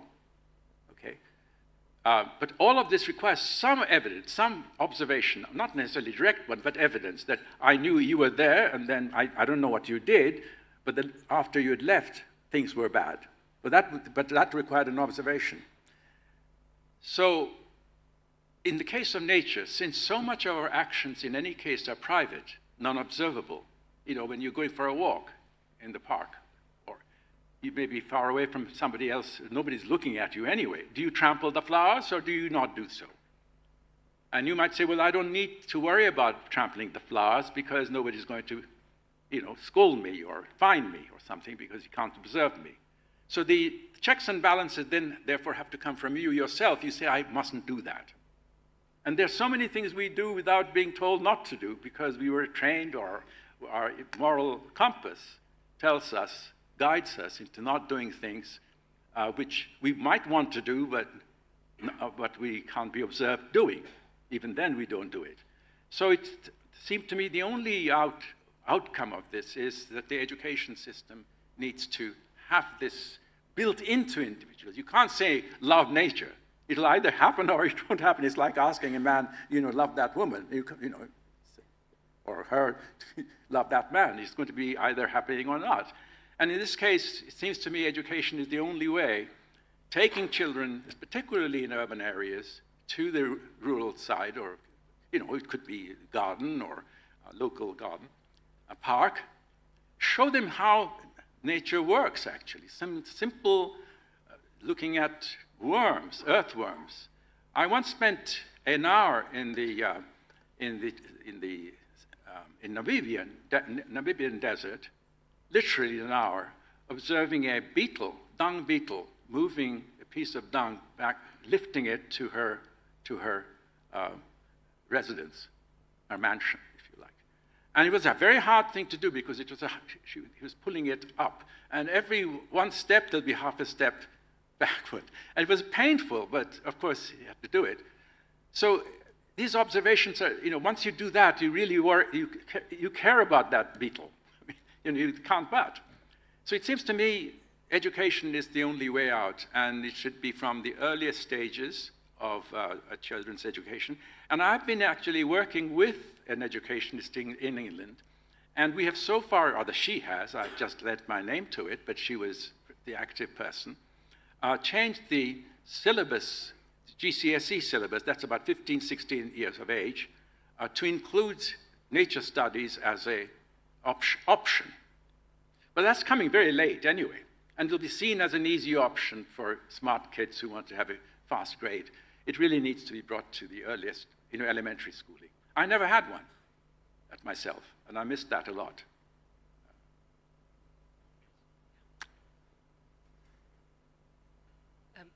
My name is Teresa Vogelberg, and I'm on the board of ICIMOD.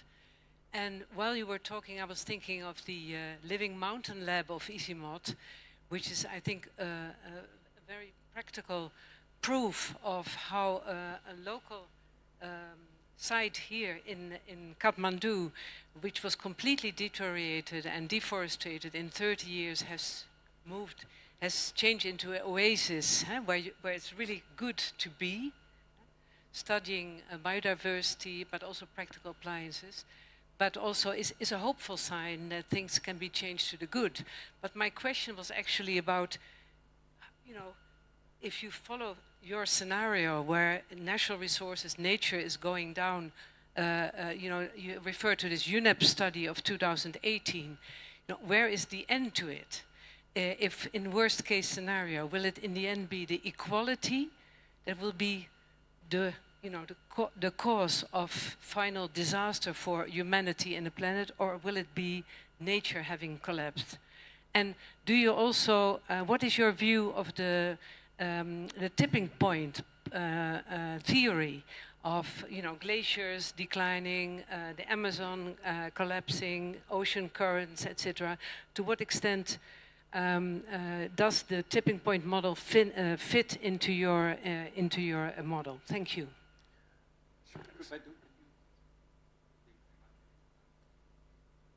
The question itself?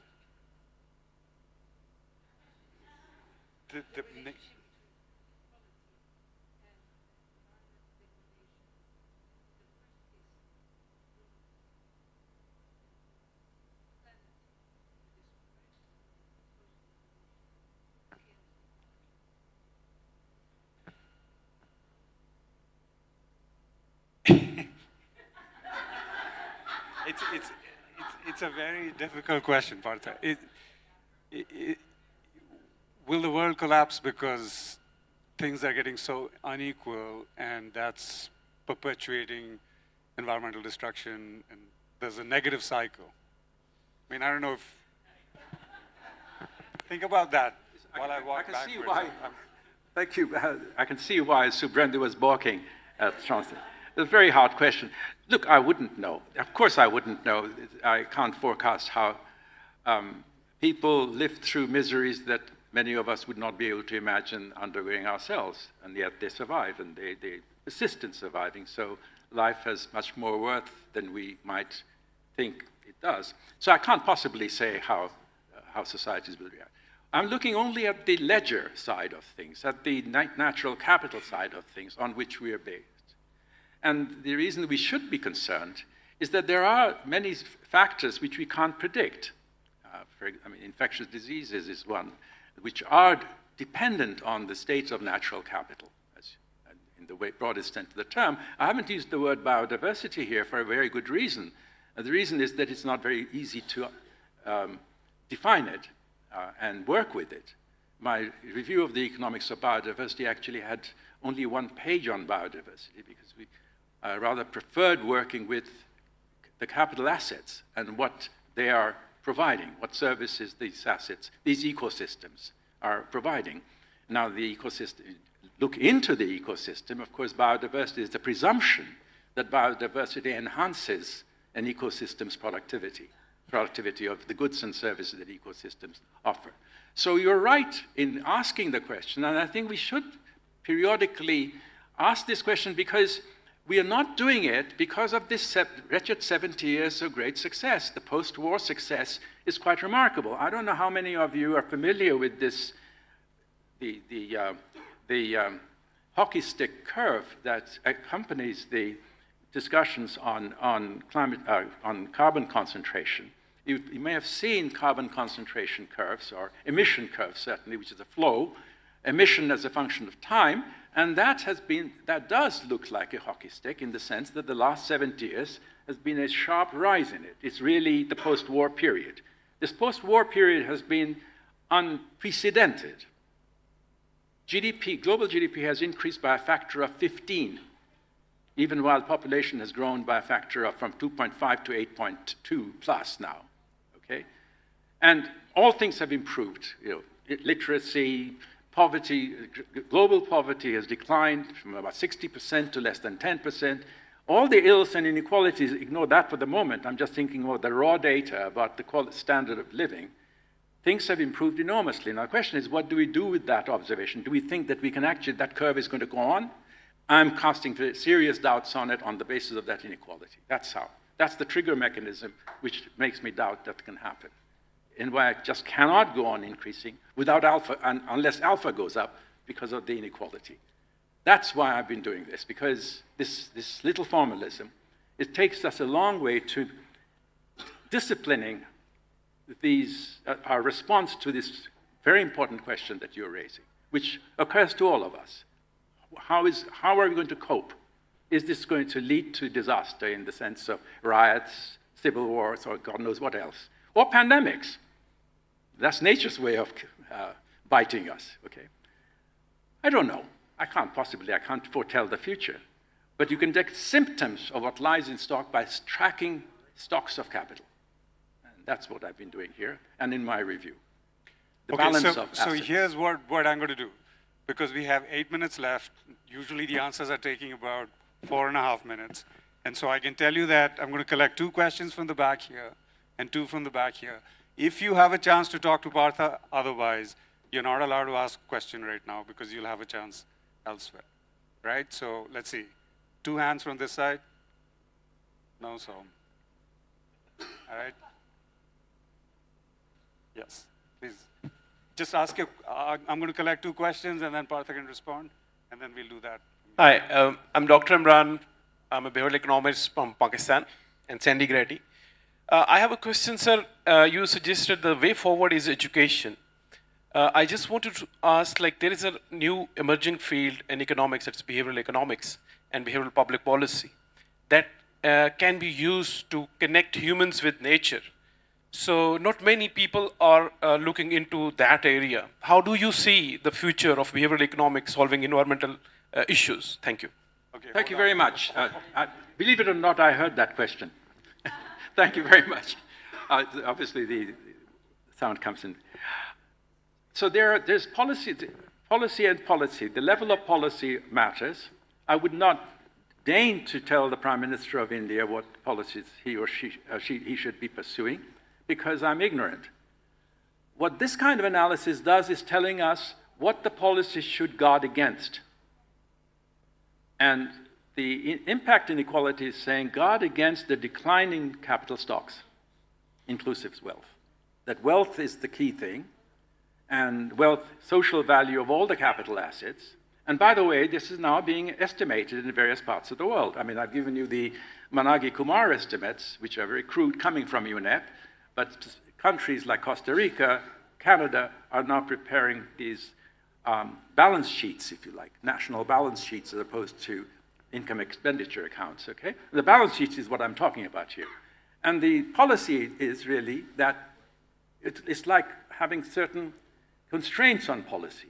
Choose those which are unlikely to reduce wealth, inclusive wealth, or wealth per capita, normalizing for population.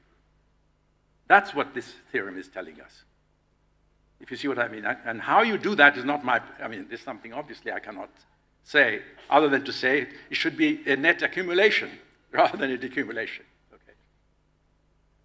All right, so back here.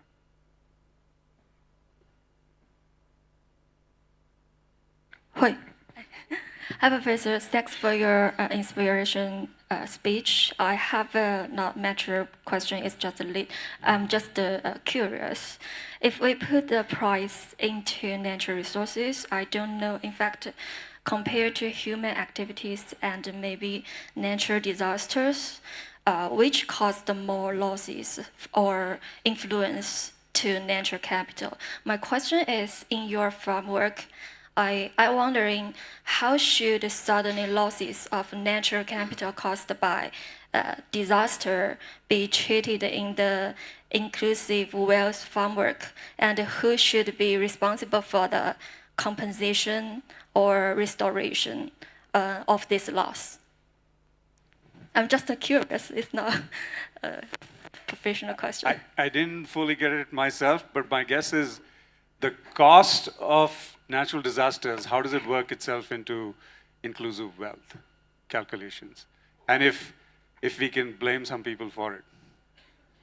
Something like that. Well, natural disasters would be if it's exogenous, lightning, ruining a patch of forest. It has some virtues, by the way, as we know, but imagine that. That will be like a decline in the capital stock. So that's pretty straightforward.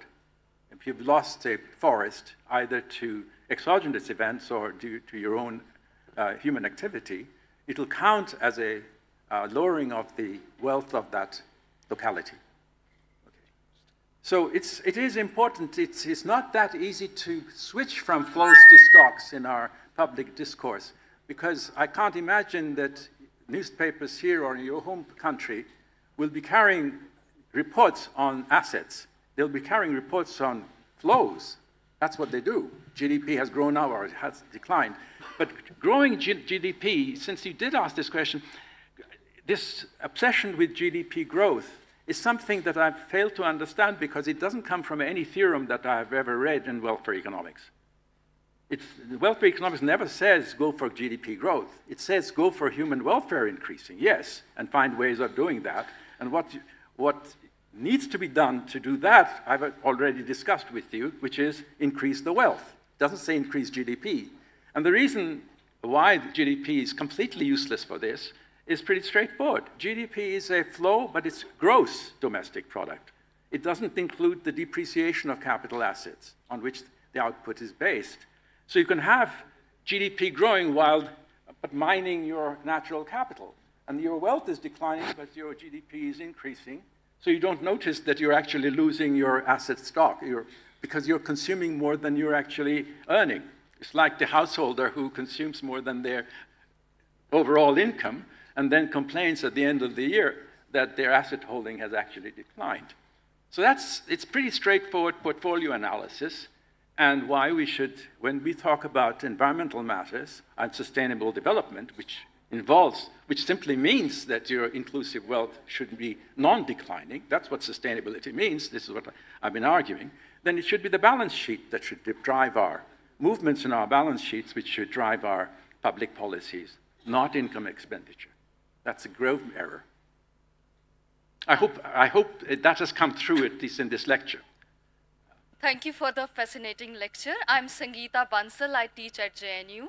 And you touched upon policy, polity, and also obsession with GDP. So my question is related to what are the political economy arguments that despite natural capital being so important, it's not entering the public discourse. And when politicians, they want to claim success, they're still talking about progress, growth in terms of GDP, GNP, and they're not talking about natural capital. So the other part of the question is, how can we induce our politicians to also incorporate this natural capital in their policy making? That's a tough one. I'm not really an expert on this at all, but let me say one observation I could make is that there is something artificial about a lecture like this, in the sense that the place at which the lecture is being delivered, the theme, there is something like a common trust amongst the lecturer and the audience that the way the problems are being framed is a legitimate one. But the agreement is not that it includes everything. It's just that there is a background assumption about reasoning which is being followed. Now, where it breaks down in day-to-day life is the fact that I've done an extremely strong aggregation here of people because I was looking at balance sheets. But in an economy, you have different actors with different goals. There is the cigarette manufacturer, there's the automobile manufacturer, there's the doctors, the medical profession, there's the teaching profession, and then there is the common citizen, or the farmer, and so forth. And their goals, given their horizon and their needs and aspirations, it's very understandable that they can't think about global matters all the time because they'll be mad to do that. They have to raise children, they have to earn some money to feed their family, and so forth. So in that process, there is so much disagreement amongst actors. And I'm giving you the nice part of it. The bad part of it is that there are some vicious people out there too trying to make a quick buck and fooling others. So you have in the political economy, as you were suggesting, in the political economy, there are various forces at work which are at variance with the common understanding that we had in having this discourse. And the common understanding is that suppose we were to imagine that we could carry off in a reasonably frictionless way a kind of reasoning which leads to human betterment, improvement in the quality of life. What would that be? And that lecture was about that. And that's, of course, what we do in any economics lecture. When you think about it, we are saying that there is an assumption of a reasoned response to difficulties. So if somebody says, what happens if there is a bolt of lightning which hits a forest? I said, well, you should calculate the loss in capital asset. But another person could say, well, that's the last thing I would do. I'd first think how to go and rescue these people. That's another way of saying that I want to persuade the capital assets. So in the political economy, the kinds of considerations that come in political economy questions are somewhat different from this. The conflicts of interest which lead to suboptimal outcomes. There's a huge literature in game theory which gives substance to what you're asking, by the way. I mean, Prisoner's Dilemma is a very famous example of one where there's a good thing that can happen, but it can't unless you have very strong legislation or agreement or legal force enforcement and so forth. And there's a larger literature that emanates from the idea that you need an enormous amount of agreements to be able to put through these ideas that we were discussing here in this lecture. And that goodwill, if it's not missing, if it's not there, none of this can happen. But it's still very useful. Why? Because you can say, now look, because you're disagreeing in that the inequality is getting larger and larger and larger. So don't complain that the inequality is getting larger and larger and larger. It's your bloody disagreement. Why don't you cool it and then find ways to improve both your lots while reducing that inequality? That's, I think, an improvement, instead of saying simply that stop quarreling. You're telling them a positive way of moving forward, that there are mutually beneficial, advantageous moves that you can make, which will amount to reducing the impact inequality. I'm using the impact inequality now as a metaphor for social ills, okay? But we use this kind of argument in so many other things. Okay, so as you've noticed here that I've been told that we cannot extend this session till the middle of the night. Obviously, his lectures generated a huge demand, and the supply of Sandee's time for dealing with that demand is limited. He's around for a couple of days. Yeah, I am. I'm sure if he wrote 600 pages on this, he'll be happy to answer and talk about other questions. But questions about how do we save the world by tomorrow are sort of difficult. Okay, so I think if you might want to focus on something that are a little bit more along the lines of the analysis, that would be, that's where you might get more out of it.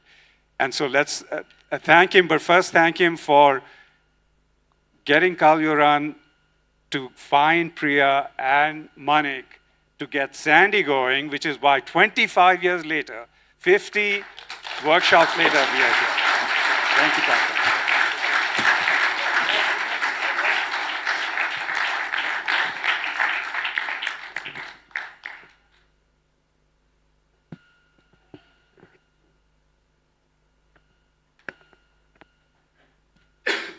Thank you, Professor Suprindu. And I would like to request Sir Partha to please remain on the stage for a moment, please. And I would like to call our Director General of ICIMOD, Dr. Pema Gamso, to kindly hand over the token of appreciation to Sir Partha.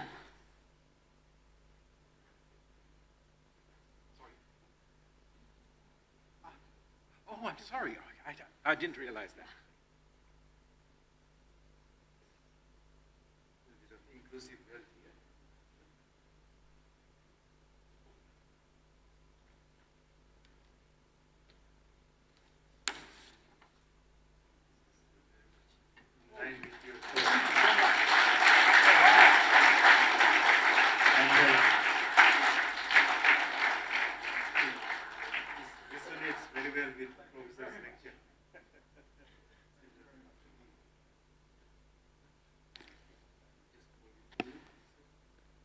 I would like to request Dr. Pema and Sir Partha to remain on the stage.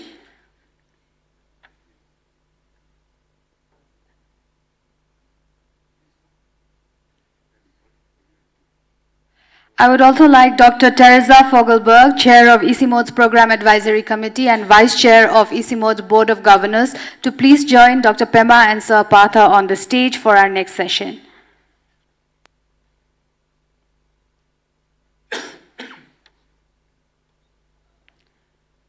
We will now move forward to launch a tribute to Sandee's legacy, the Sandee at 25 Reflections booklet, which has captured stories, reflections, milestones, and memories of collective growth built across generations of scholars.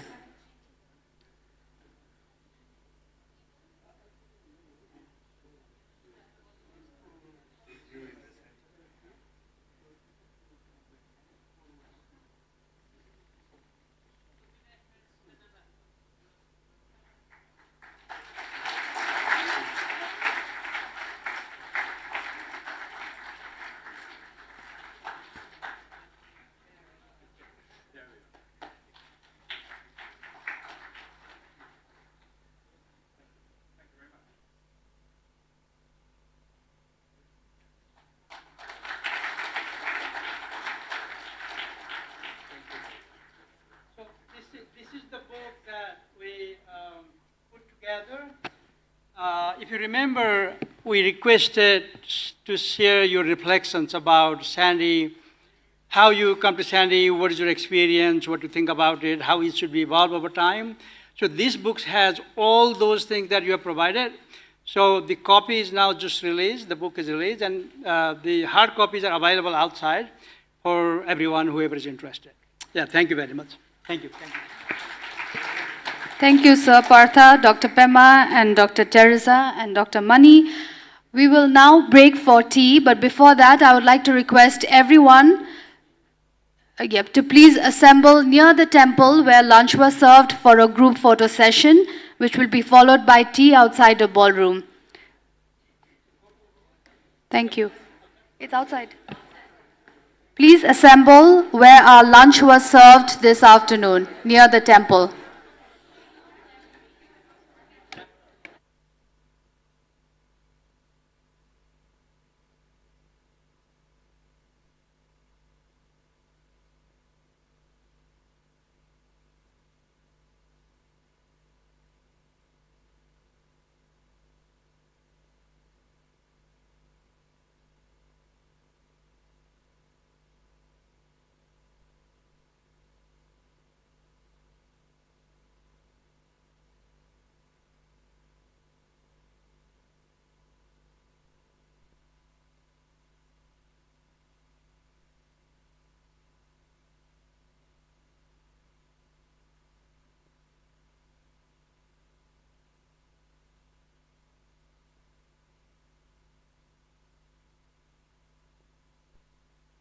Hello, hello, check, check, check, check.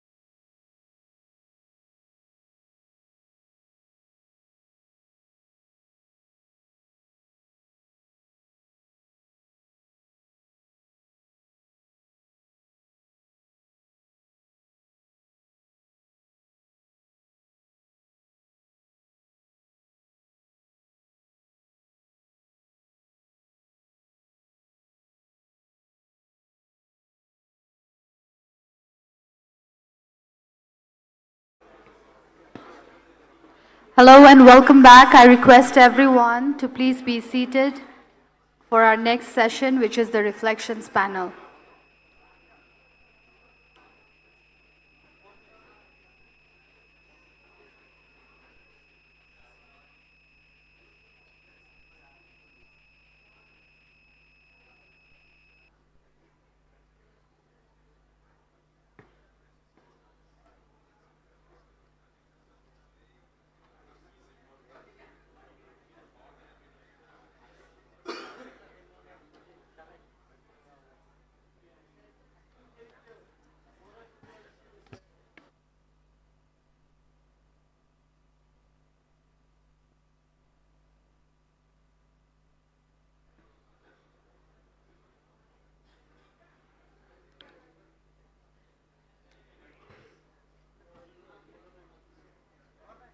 I would like to request everyone to please be seated for our next session.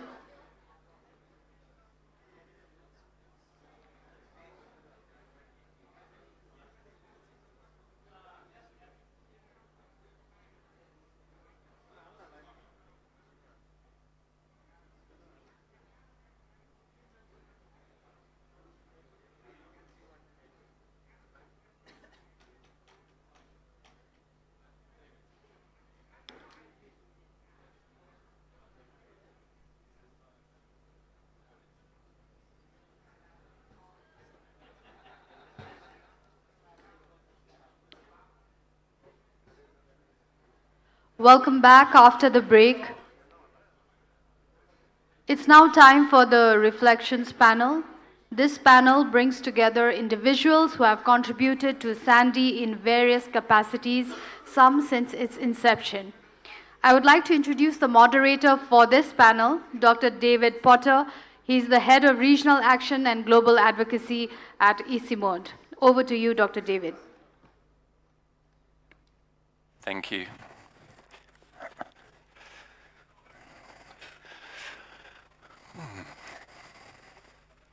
Thanks very much, Shivani.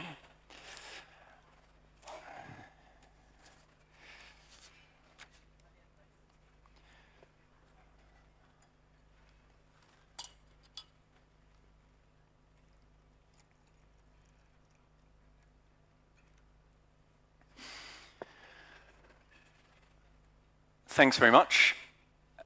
Hello, everyone, and it's wonderful to see such a huge number of people in this hall. I think that's a real testament to the strength of the SANDEE network, the depth as well through the years, but also the breadth in terms of the range of countries and the range of people that this network is touching. My name is David Potter.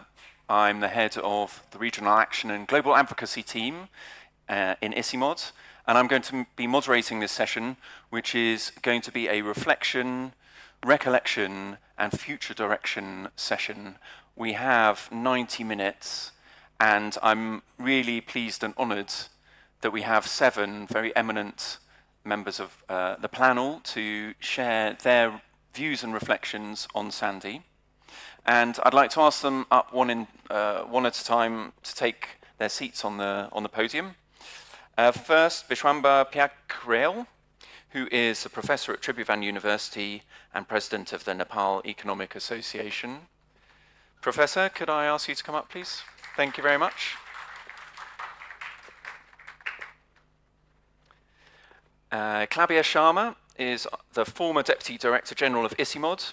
He's currently a strategic advisor and director of the Himalaya Initiative at the Ashoka Trust for Research in Ecology and the Environment, ATRI. Welcome, Klabia. A.K. Anamal Haq is Professor and Director General of the Bangladesh Institute of Development Studies. He's also a SANDEE advisor. Welcome. I'd like to also welcome Joyashree Roy, who's a distinguished professor and founder director of the South and Southeast Asia Multidisciplinary Applied Research Network on Transforming Societies of the Global South at the Asian Institute of Technology. Welcome. Also a former grantee of SANDEE. Prabhath Nisanta Eradasinghe is a former Director General of the Forest Department of Sri Lanka and also a former grantee. Prabhath, please come up. Thank you. Tamina Mangan is the Vice Chancellor and Professor of the Begum Nusrat Bhutto Women University Sukkur and a former grantee. Tamina, thank you very much. And also Jeffrey Vincent is the Clarence F. Corstein Professor of Forest Economics and Management at the Nicholas School of the Environment at Duke University. He's also a SANDEE advisor. Please join us, Jeffrey. Thank you.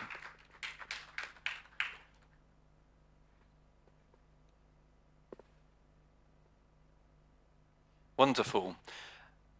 So this session, as I said, is focusing on reflections and recollections, but also looking forwards to the future of SANDEE.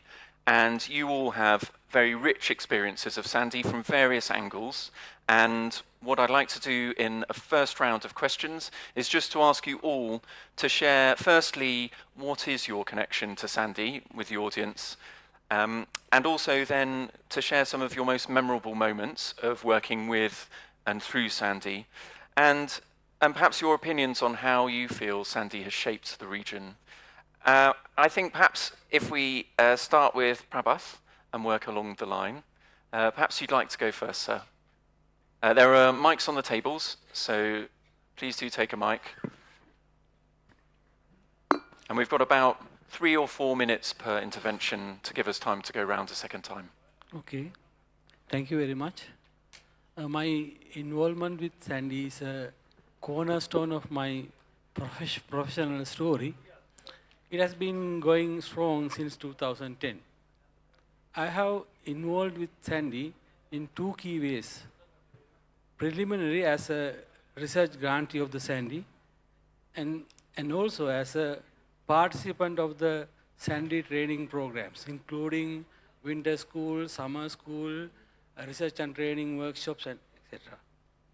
SANDEE, I have the grant provided by SANDEE allowed me to conduct a field research on shifting cultivation of Sri Lanka.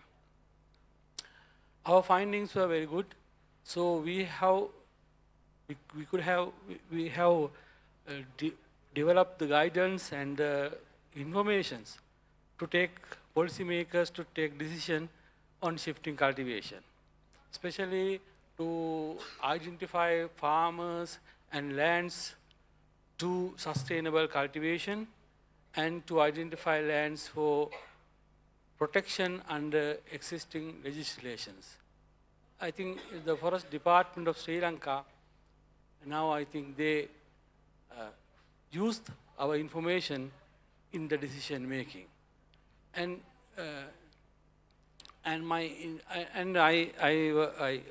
my most memorable experience with SANDEE is the transformative experience I had working with SANDEE, because I was a forester, not the economist. So the transformative experience I got from SANDEE is very good. So mostly, in particular, I can remember research and training workshops. The research and training workshops are highly impactful. There is discussions with SANDEE researchers and advisors were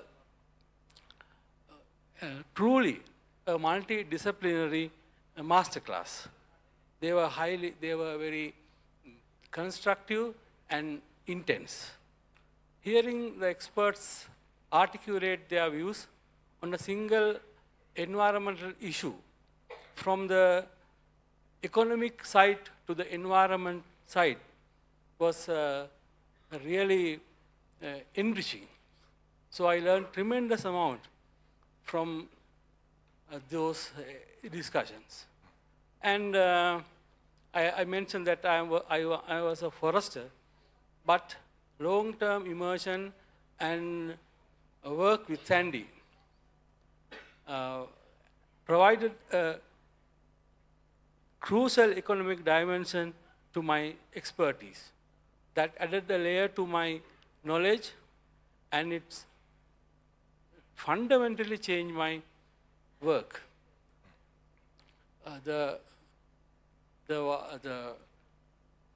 You know that forest management is not very difficult. There are complex stakeholder involvement was there. the SANDEE, this involved, this working with SANDEE, an experience I got from SANDEE, boosted my confidence in working with complex stakeholder reality in forest management. Finally, the ability to bridge the economic world and the environmental world was the most memorable gift I had that experience. Thank you. Fantastic. Thank you very much for sharing that. Bishwamba, would you like to share some of your thoughts on SANDEE? Yeah, thank you, Dr. David. It is always enjoyable to come back and attend some of the programs at SANDEE. It's been an awfully long time that I was involved in SANDEE. I vaguely remember how I met Priya. So she sent an email note to me personally, and then was wondering if I had time in Kathmandu to meet her for about a week. And then I asked what was the matter. And then she said she has an interest to talk about initiating, sort of environmental and economics initiative in Nepal at a regional level. And then I was amazed, because that was the time when I had just left Tiruvan University for about 1 year. I was on leave without pay and was heading environmental economics division at ICIMOD Nepal, country office. So we were thinking about that, because we precisely knew that not too many policy makers and even graduate students were aware about the impact of environmental mismanagement. So we are thinking seriously to initiate some of the programs in Nepal through IUCN, and then contact Tiruvan University, because that was the institution where I started my career. And now, after 4 decades of teaching, I'm retired. It's been 13 or 14 years that I have been retired from the university. So I thought Tiruvan University would be the best place where I can influence the people to initiate some of the courses at graduate level in environmental economics program. So I was so happy to learn about Priya's interest to come to Nepal and talk to me. And then what made you think that I would be the right person to meet in Kathmandu? And she said, well, you don't ask me that, but if you have a time, I will come and talk to you. And then I gladly said, you are most welcome in Kathmandu. She came, and then I took her to different institutions, just to try to find out about their interest and capability to initiate, environmental economics program. I took her to Nepal Rashtra Bank, or Central Bank of Nepal. I took her to National Planning Commission, took her to different universities, took her to Ministry of, Finance, took her to private sector organizations like umbrella institutions, like Federation of Nepal Chamber of Commerce and Industries, and so forth. I vaguely remember these institutions. Actually, I don't even remember now. It's been more than 26, 27 years that we went over to so many places. And then things were moving to right direction, and she had a lot of contacts in the region, and abroad, since that time, I guess she was with the World Bank. She was with the World Bank. She had a lot of connections, and she talked about many of you who are here today, and she talked about many things, and that excited me. And because that was the time Nepalese people, some scholars, policy makers were also interested to do something on environmental economics. And then finally we found out everybody took interest, but they didn't have any capability, and they didn't want to support it on a sustainable basis. So we decided, why not we temporarily house SANDEE at IUCN Nepal? Because that was the place where I was heading environmental economics division. And if it is housed at IUCN Nepal, I can influence people, to come and help us. And then that time also I was in the management committee of Tiruvan University, and then we could influence to accommodate some courses at the master's level. So it all went smoothly. And then we housed Ayushan, we housed Sandy at Ayushan. And Sandy was, I don't remember how this Sandy was named. She said, you know, it needs to be accommodated South Asian flavor and this and that, environment, economics, interlinkages. And then I said, whatever you decide, Priya, I would go for that, and then I will be your advocate. And then I worked for Sandy for quite some, on a voluntary basis, of course. I was in the management committee. We were drafting constitution. We had a couple of retreat meetings, you know. And then due to my other engagements, and as I left Ayush, Nepal, and then I had other engagements at the request of the government, so I was unable to continue to work for Sandy, but Sandy is always in my brain, at the back of my head. I always think about it, because I happen to be one of the persons who was the original thinkers of why it is important, why it should have some sort of regional approach in the site. So this is what I remember. The most exciting thing that you said, memorable event, was the launching of Sandy, of course, in 1999. And then with the help of Sandy, we initiated master's level course at the university. This was where I really get satisfied. Thank you. Fantastic, thanks. And it's great to have such depth of knowledge here on the panel. Tamina, could I turn to you for your reflections? Thank you. First of all, I'm thankful to Sandy for remembering me and for inviting me to attend this event. And my first involvement with Sandy is a Sandy student, as a Sandy student, because I learned those theories and concepts at the Sandy that I didn't have any opportunity to learn before. Actually, I was Sandy grantee, and I got a grant in 2008 on sustainable livelihood and tourism.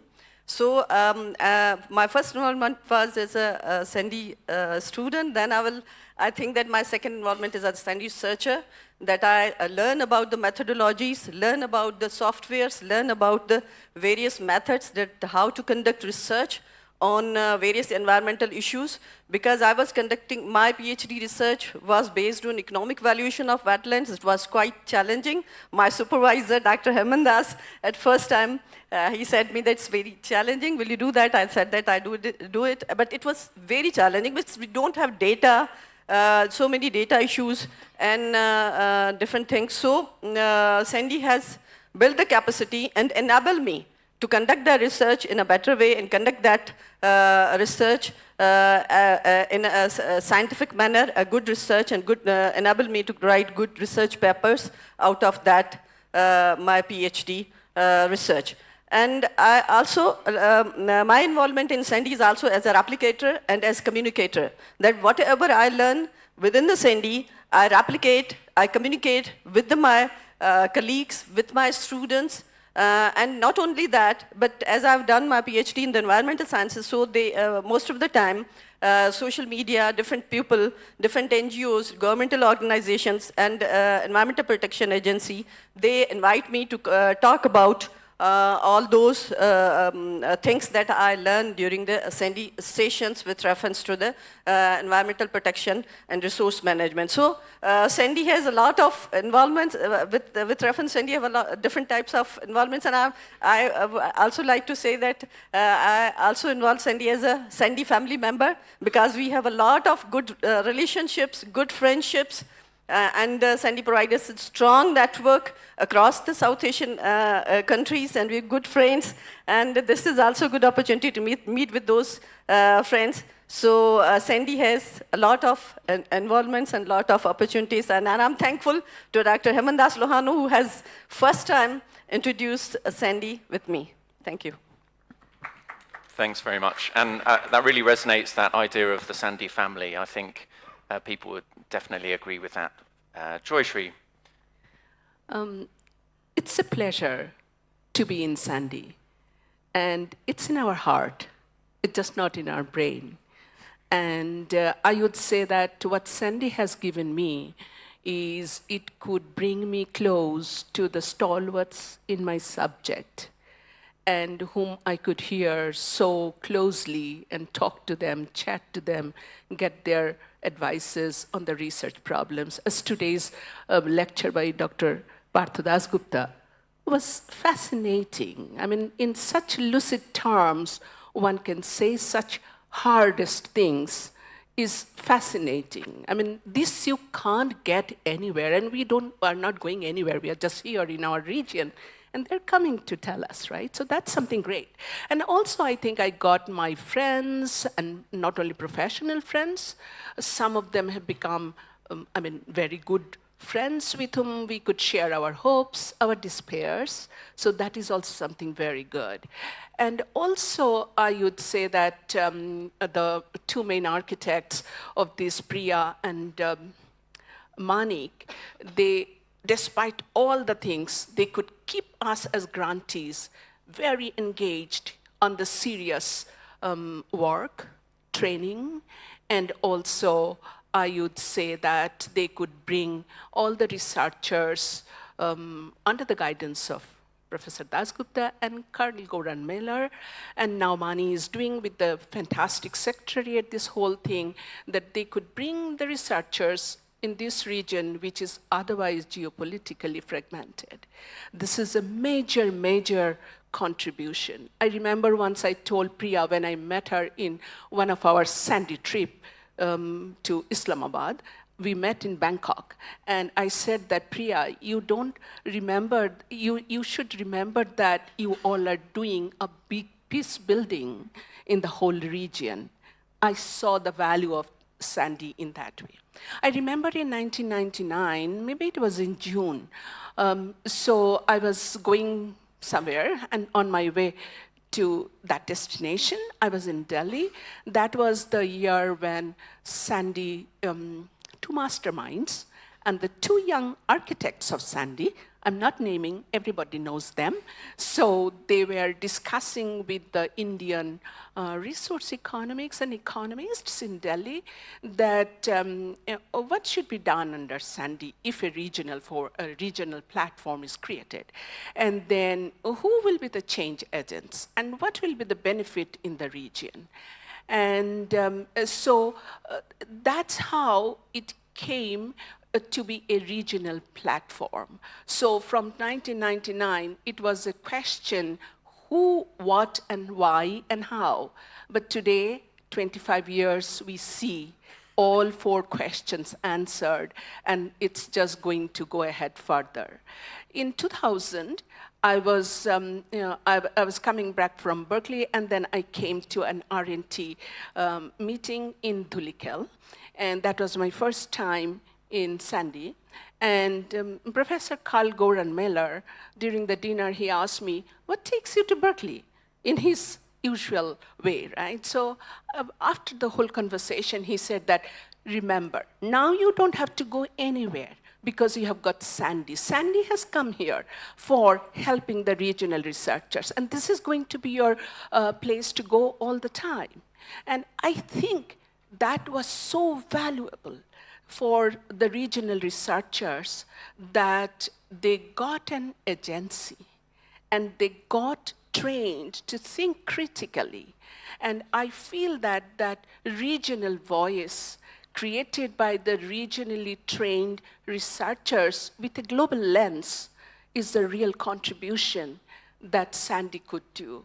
And that's what I think, when you see your things with a right lens, you can say that what needs to be done. And so that's what I think sensibility, which Professor Dasgupta was saying, how do you build the sensibility? It's the education. We all grew with that. And I think all my work, what I have done, whatever little in these years, I kept that in mind, my regional perspective. And I have taken this regional perspective to the global platform. And that has worked fantastically. So I think SANDEE has given us that agency. So I'm really thankful for that. And I mean, it's really, really needs a very big heart to think, being at the highest point of their career when they could have written maybe 10 more journal papers. They spent their time to think of these young, enthusiastic minds and hearts and to train them.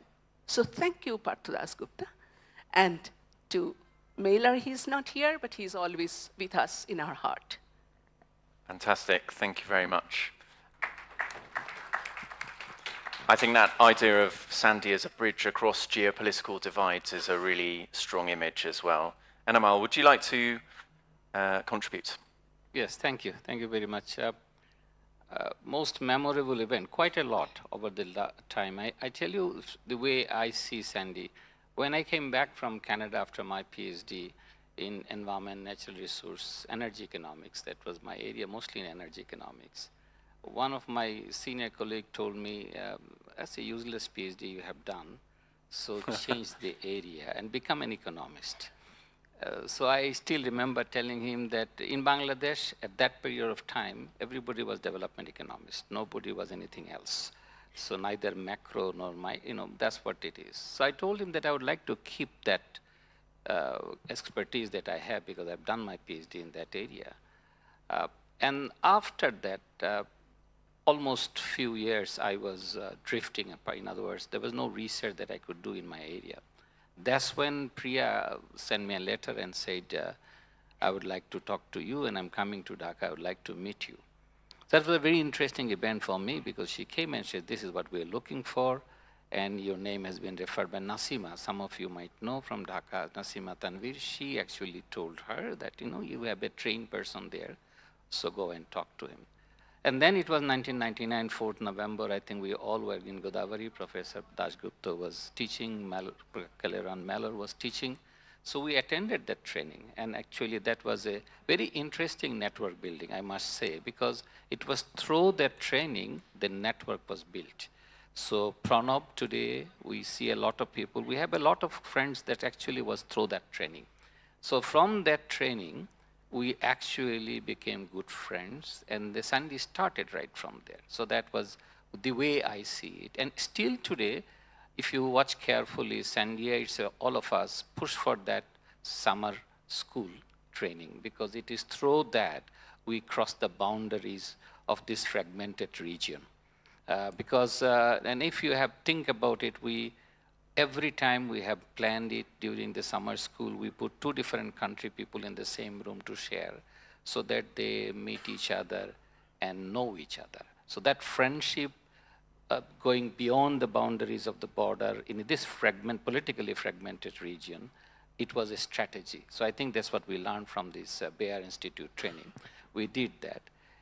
Memorable events are lots. Meeting people after the summer school, coming back to the RNT is also memorable. The most memorable one was one of the events that we organized in Dhaka. Now, this region is always a politically volatile region. You don't know when what will happen. So we were organizing a meeting in Dhaka, and SANDEE meetings normally, planning takes at least 6 months ahead. So after 6 months ahead, everybody booked their ticket and everything. And then there was a news in Dhaka that we have annual Islamic conference happening, and the site that we were planning in the airport, and that meeting place in between the site and the airport. So it was not Manik, it was Manik. Manik Dugar was the coordinator. So he flew to Dhaka, and he told me that I'm worried about it. So we said, it's not worried about it because it's only 100,000 to 200,000 people. So he started reading the newspaper. He said, no, it already says 500,000 people. So next day he said, no, it says 1 million people. So by the time it was 1 million people, we said, well, we need to do something. Maybe we should shift this by a date. Manik says, no way, because all tickets are given, everybody is planned to arrive, so what to do? So we said, okay, we can deal with the local Indian, Pakistani participant, we can ask them to walk through this crowd, we can do everything. But what to do with Professor Kalyaran and Professor Dasgupta? Because this is a big problem. And the road will be jam-packed on that day. And they are arriving on the day when the final prayer will be happening, which means it will be fully, say 10 million people right there on that day. So we said, okay, maybe we should hire a helicopter. So to travel from the airport to the hotel, and we hired another hotel within the city so that they don't have to fly to the venue on that day. So we shifted the activities on that day. And Manik Dugar was very meticulous. So some of our SANDEE people are very meticulous. Manik said, no, I want to see the helicopter. So he went to see the helicopter. And he went to see the helicopter, and he was not happy with the condition, whatever it is. He said, no, I don't want to hire it. But the helicopter company was very eager to rent it out because it was a new business for them. Very much pushing Manik Dugar that, look, you know, nothing wrong, we can arrange everything, blah, blah, blah. So why you do not want to take it? So he said the luggage will not fit. So created a very interesting excuse and walked away. So then what to do? So we said, okay, let me get, airport road will be fully booked. So we said, okay, between the airport and the cantonment, there is another unofficial road that we can take through the runway. Maybe we should do this. So we said, okay, we need a permission from the army chief. We went to the army chief and said, look, we need a permission. So they said, okay, we have all these people. Who are the people? Professor Dash go, oh, what is his citizenship? So he says a British citizen. It's good. And then Kaliran Mallar or Suresh, we said, okay, we can arrange a trip for you. It's very special. Only one vehicle will go and one escort group will arrange this. So we did that for them. So they went, and then the Manik said the rest of the participants, about 40 to 50, what to do with them, because they cannot travel to the venue on that day. It was too crowded. So Manik said, okay, I'm going to hire another hotel, walking from the airport to the nearest residential area, and they can walk. Interestingly, on that morning, there was no water, because there's so many people in that area, the water supply is gone. So Manik canceled that and went to another hotel where first he went to the washroom and checked whether the water is run and rebooked the hotel. Professor, I still remember Professor Murthy and all others going there, walking with their luggage. We had student volunteers in my universities who were carrying things, but that was a very memorable event for us. But end of the day, it was a beautiful trip, and it was a great arrangement. I think on that day, I'm trying to remember whether Arrow was there. No, I don't think that was there, not at that time. Okay, not at that time. So that is one, to me, that's a very memorable event in the sense that the way we organize things, and some of these traditions still exist within the SANDEE community, and I can see that in our activities. Fantastic. What a memory. Thank you for sharing that with us all. Thank you. Eklabia. Thank you. Before I talk about my relationship with SANDEE, I think I want to say two visionaries of SANDEE when they were thinking why such a network is required.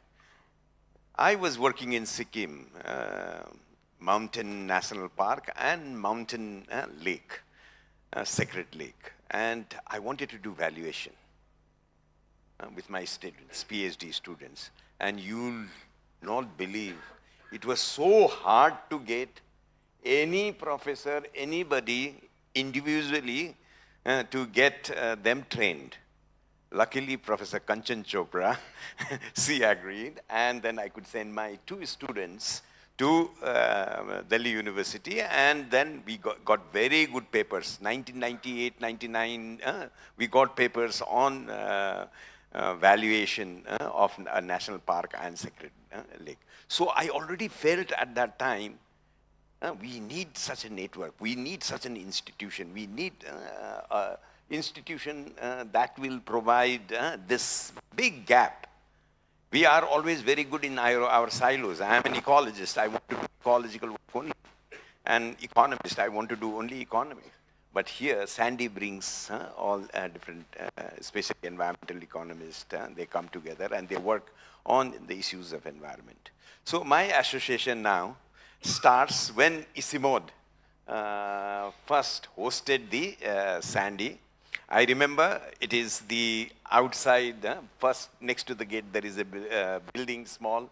So there we hosted the SANDEE. I worked very closely because I was Director Program Operations, so directly all issues related to SANDEE, even though we were hosting all our finances, everything was there, even the program like that. So with Priya and Mani, I have worked for a very long period of time.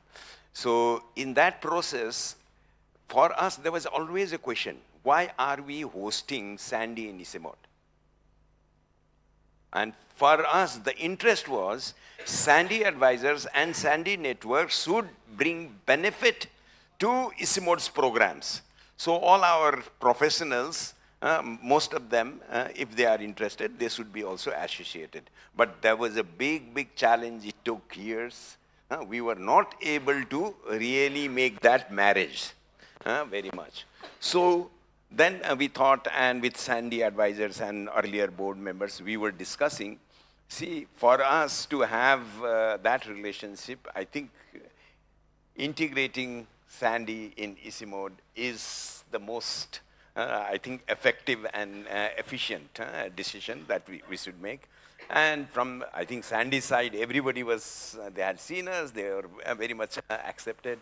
And you will be happy to know that in our third medium-term action plan, or fourth, so SANDEE was integrated.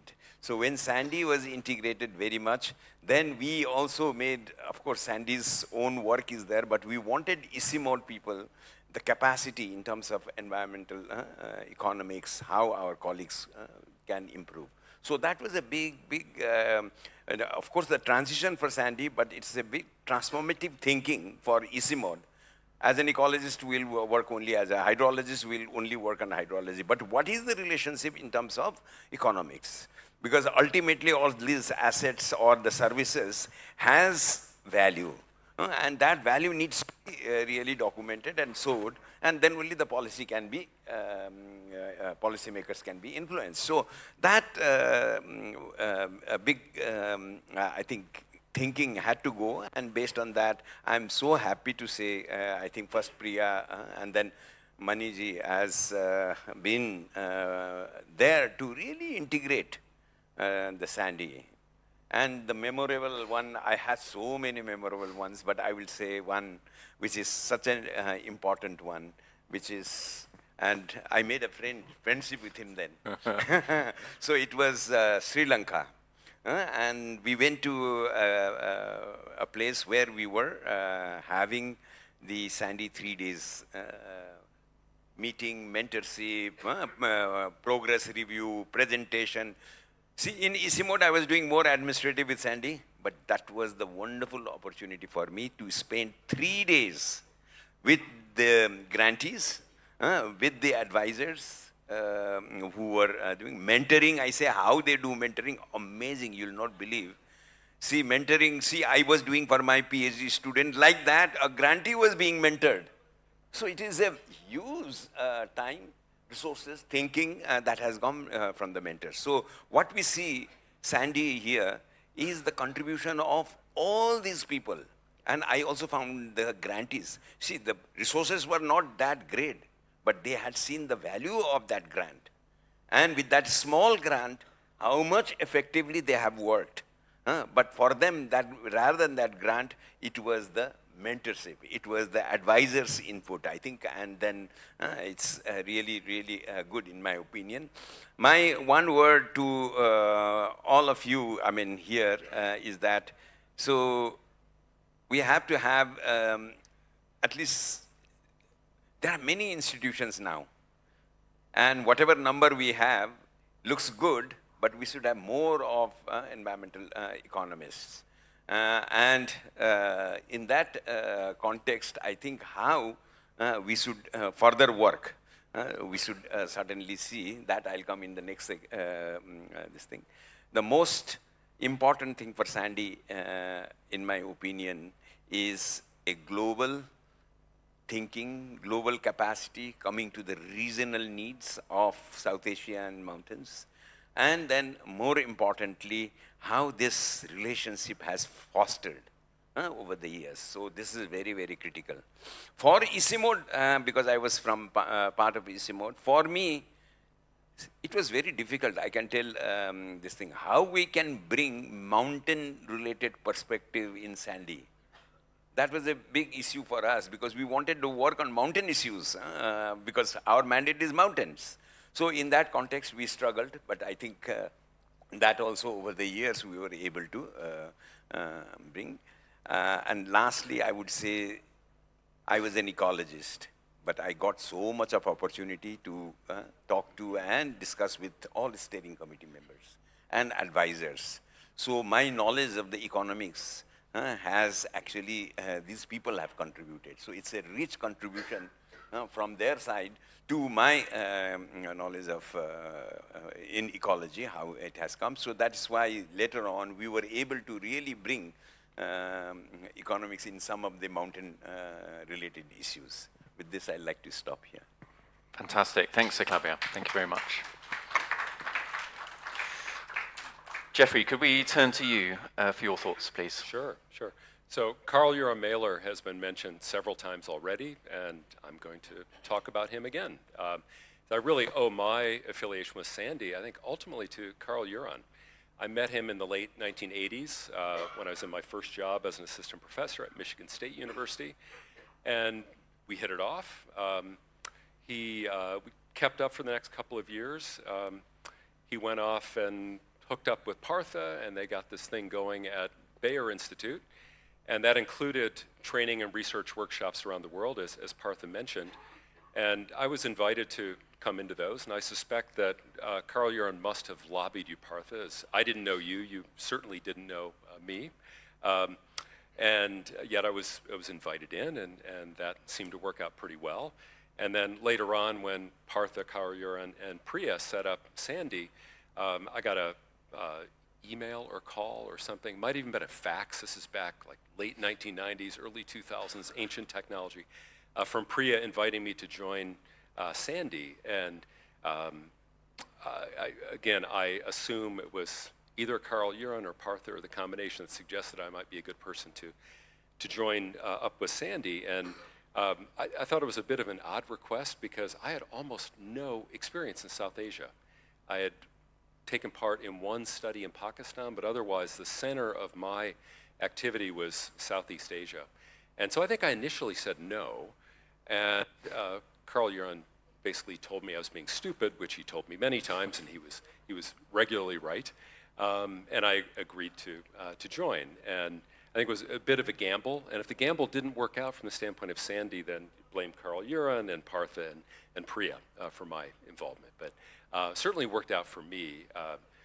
In that time, since 2000, I've been able to serve as SANDEE resource person, member of the steering committee, teacher in the summer course and other summer school and other short courses, and have learned a lot during that time from the other resource persons, from the grantees, and learned so much about this region that it's become the central focus of my research. So I basically don't do anything in Southeast Asia anymore. All my work is focused on South Asia. In terms of most memorable moments during that time, that would have been easy to answer yesterday before I arrived here, but now being here today and seeing all these faces of old friends, it's just a flood of things, and I can't really pull out any particular experiences that are the most memorable. I guess what I emphasize is the overall experience, and what's memorable about that is what so many others have said already, which is the community that is SANDEE. And that's what's kept me coming back. You know, it's not easy getting here from the United States, particularly if you don't live in the metropolitan area, as I don't. You take several flights, you're flying economy class, you're in a middle seat, and the seat doesn't recline, and you're in that, for hours and hours and hours. But when you arrive, you're going to have a good experience. There's this incredible staff with SANDEE that makes sure that you're looked after and you're welcomed. You get to engage with the other advisors with the organization and learn from them, and learn from the grantees, and get the gratification of seeing the the grantees develop and pursue their interests and grow as researchers and teachers. So that experience, that community is really what has kept me coming back. And I think also it's, for those who don't know, if you go back to the early 1990s, there were several initiatives to promote training in environmental economics in low and middle income countries. And basically SANDEE is the only one from the early 90s that's still around.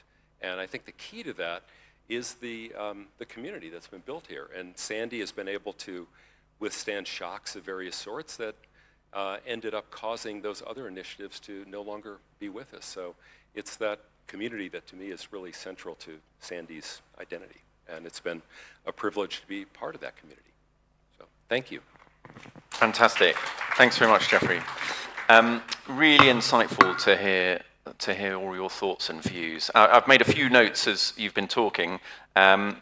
Some of the themes I've heard are the theme of community and friendship, the fact that this is about training and also passing on to the next generation, the fact that SANDEE encourages partnerships across the geopolitical boundaries, and also how inspired the founders of SANDEE were to look forward to the future back 25 years ago when SANDEE was originally set up.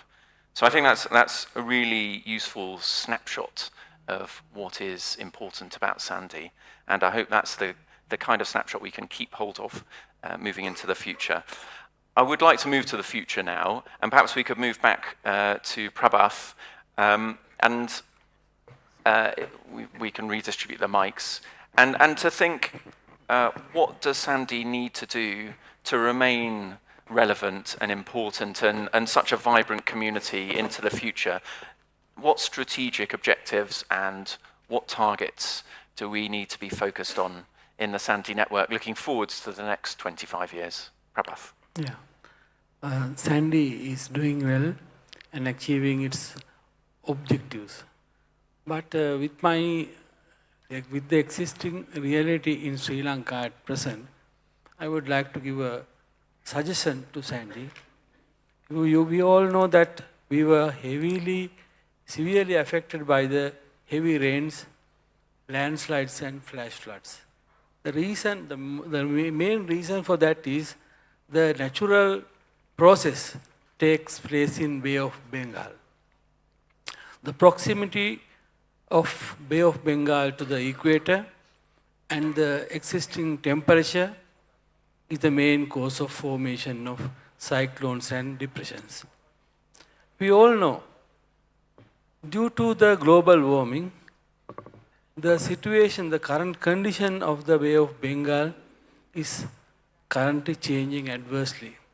Because of the high temperature, there is more tendency to form cyclones and depressions that affect not only to Sri Lanka, but also to South Asia. And therefore, we can say that the global warming is affected on South Asian countries than countries of any other region. And on the other hand, the carbon dioxide emission by our countries are comparatively lower than other countries. So this is very deeply injustice. Therefore, I think we, South Asian countries, can negotiate with high carbon emitting countries to contribute to South Asia to mitigate climate change impact, to adapt climate change impact, and to support climate-induced disaster management, especially. So for that, I think we should have a robust evidence base. So I propose SANDEE to work towards to develop the robust evidence base to negotiate with high carbon emitting countries. That's my suggestion. Thank you. Fantastic. Thanks very much. Very clear message there for us and for SANDEE. Bishwamba, could I turn to you, please? Yeah, I think while I was listening to all the women, I had a feeling that I should. Oh, sorry. I should focus on three key issues, for our future impactful orientations. So I think digital platforms and open access knowledge repositories, is one of the most demanded areas in Nepal currently. Whenever I go to different offices in the government, very recently we had a meeting at the Council of Intergovernmental Resource Allocation Council, this is the name, and we happen to be one of the advisors down there with the ministry. Their focus was largely on the digital platforms and open access knowledge repositories. They said that it can really further disseminate practical research findings, and support wider policy uptake. If you just hold the mic a bit closer, I think the people at the back are... This was their interest. So I was thinking about what was happening during the meetings, It just happened the day before yesterday. And then SANDEE, as someone of us raised the issue of mountain regions, ICIMOD's focus is always there that I know. I had done a couple of works for ICIMOD in the past, long time ago. More than 25 years ago, I guess, I don't know. I don't exactly remember. SANDEE should deepen its focus on climate adaptation and resilience, especially in vulnerable regions, such as, for instance, mountain areas, coastal zones, and arid lands. And then thirdly, SANDEE could also prioritize, which I think it has been doing lately, interdisciplinary research, integrating insights from ecology, sociology, and other fields to address the increasing complex nature of environment and development interlinkages. I trust these actions, directions would help SANDEE remain relevant and more impactful than it is now in the face of evolving environmental, economic, and social challenges, especially facing South Asia. These are, I think, three key issues that we should reconsider it to strengthen and expand. Thank you. Fantastic, thank you. Digital platforms, climate adaptation and resilience, and interdisciplinarity, I think three really important themes that we can pull out here. Tamina, could I turn to you, please? One thing that I forgot to, that I want to mention here, SANDEE is already doing wonderful work and excellent contributions, like they have direct, indirect, visible, invisible influences on the grantees and trainees. For example, not only they build the capacity, provide strong network, but they also have indirect impact. Like in my life, when I apply for various scholarships across different countries, like I apply for in Zurich, in aquatic resources, EVEC, though there were many factors to get that scholarship, one of the strong factors was my relationship with SANDEE. They ensure them that we have knowledge about the environmental sciences and we can work on the aquatic resources and all these things. So that there are many aspects and there are many dimensions of contribution of SANDEE in the lives of grantees that transform the lives of the grantees and trainees. But in future, and a few things I have suggestion that we have strong, SANDEE has generated, has created, has established or strengthened or built the capacity of a generation. They are many people across the South Asian countries, but we should have a strong alumni network. Many people are in senior positions like vice chancellors and different people, directors. They can implement many, they are have capability to implement many strategies. So we should have a strong SANDEE alumni network of South Asian countries that I feel is very important. Second thing, that SANDEE should organize, can organize seminars and workshops in South Asian countries in the collaboration with the universities, because it will increase the impact of SANDEE people. More people will know about the SANDEE, and the impact will be widespread. So, and second and last thing that I want to say here, that the agriculture is also focus of SANDEE, but that focus should be increased, because in developing countries like Pakistan, India, and other countries, about 60% of population is depending on agriculture sector. So SANDEE focus on agriculture should be increased. So these are my suggestions. Thank you so much. Thanks very much for focusing us on the networks that are needed between countries and some of the ways we might be able to use the universities in the region, and also agriculture, very important thematic issue. Joyashri, would you like to comment? What SANDEE can do in future, I would say that how the seed was sown, right? To me, I hear nowadays many people talk about, this is a very buzzword. So what is your theory of change? I applied that to SANDEE, and I thought that what is the theory of change? The two masterminds and two, early architects of SANDEE had in mind, right? So I had a chance at that time, after my Ford Foundation postdoctoral fellowship in environmental economics, and then having taken 6 weeks course in environmental economics in India. That was a World Bank program. So I had a chance to apply for a project as an early career researcher to either to the Indian World Bank Project Fund or to SANDEE, because SANDEE also came at that time. So I chose SANDEE. Why? Because it gave me a chance to think beyond just my country, because we are talking of, as Partha Dasgupta has said today so many times, the natural capitals do not know the boundaries. It's a contiguous asset. And so how do we manage? So I was thinking that at that time, one environmental problem which is bothering both India and Bangladesh at the same time, in the same way, the arsenic in the water, drinking water, and having impact on the society. So I thought that this gives me a regional platform to take a research grant. I know the research grant was not big, but again, I'll go back to my theory of change, right? So with the grant came multiple things. It was a package of things, and that was the theory of change.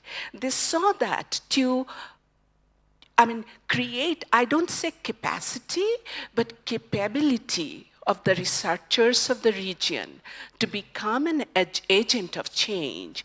You need training, you need education, you need hand-holding through mentorship, you need a review and look into their progress of the research and help them to course correct in their process.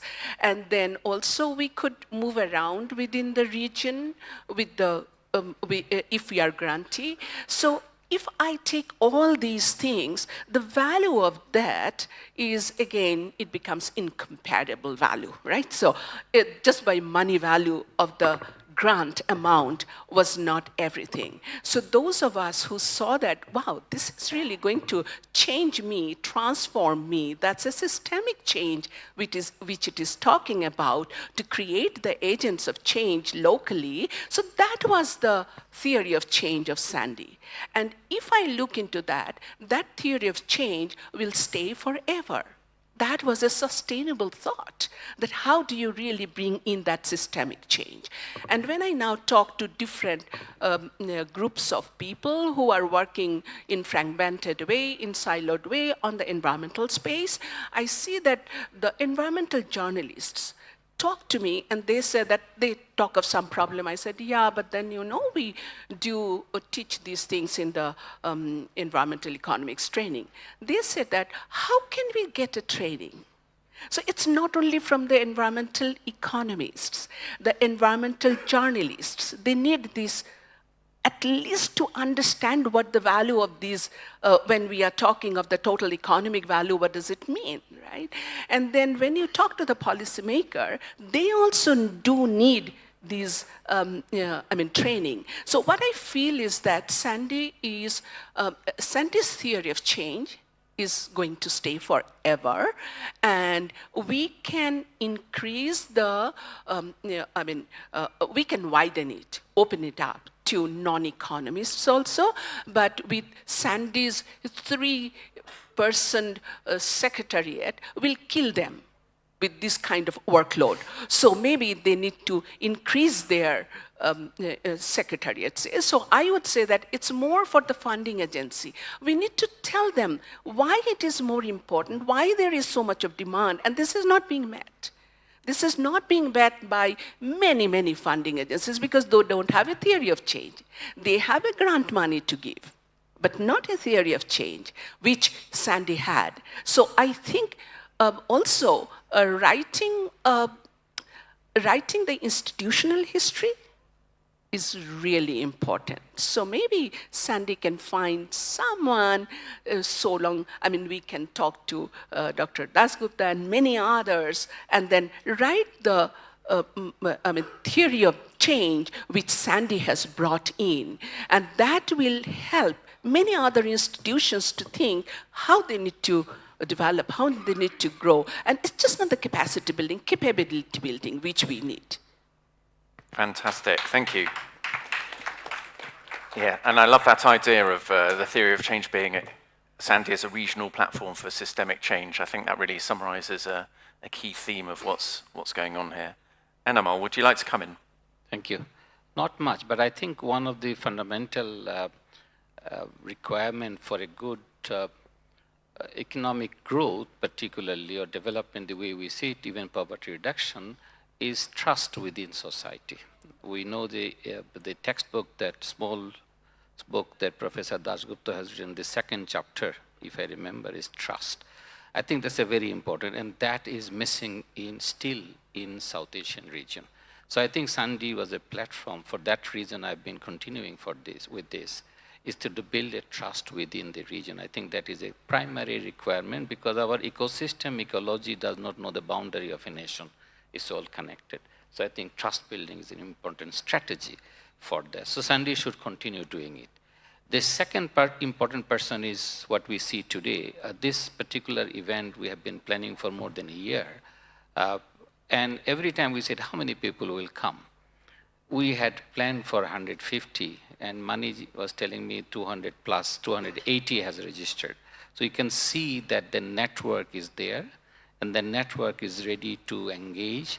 But Sandee is a very small grant giving, but these are the older people. So I agree, and my own feeling is that we should expand our activity to keep the network moving, because this network will eventually be an asset for the South Asian. So I think that is the second part that I would say to do. And obviously, when we look at today's environmental policy issues, I think every country has courses. We have graduates, policies. Policy people are still not ready to listen to the evidence-based issues.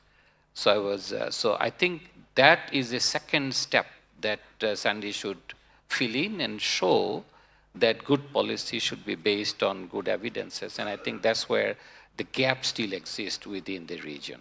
That's how I see it. Thank you. Thank you very much. Thank you.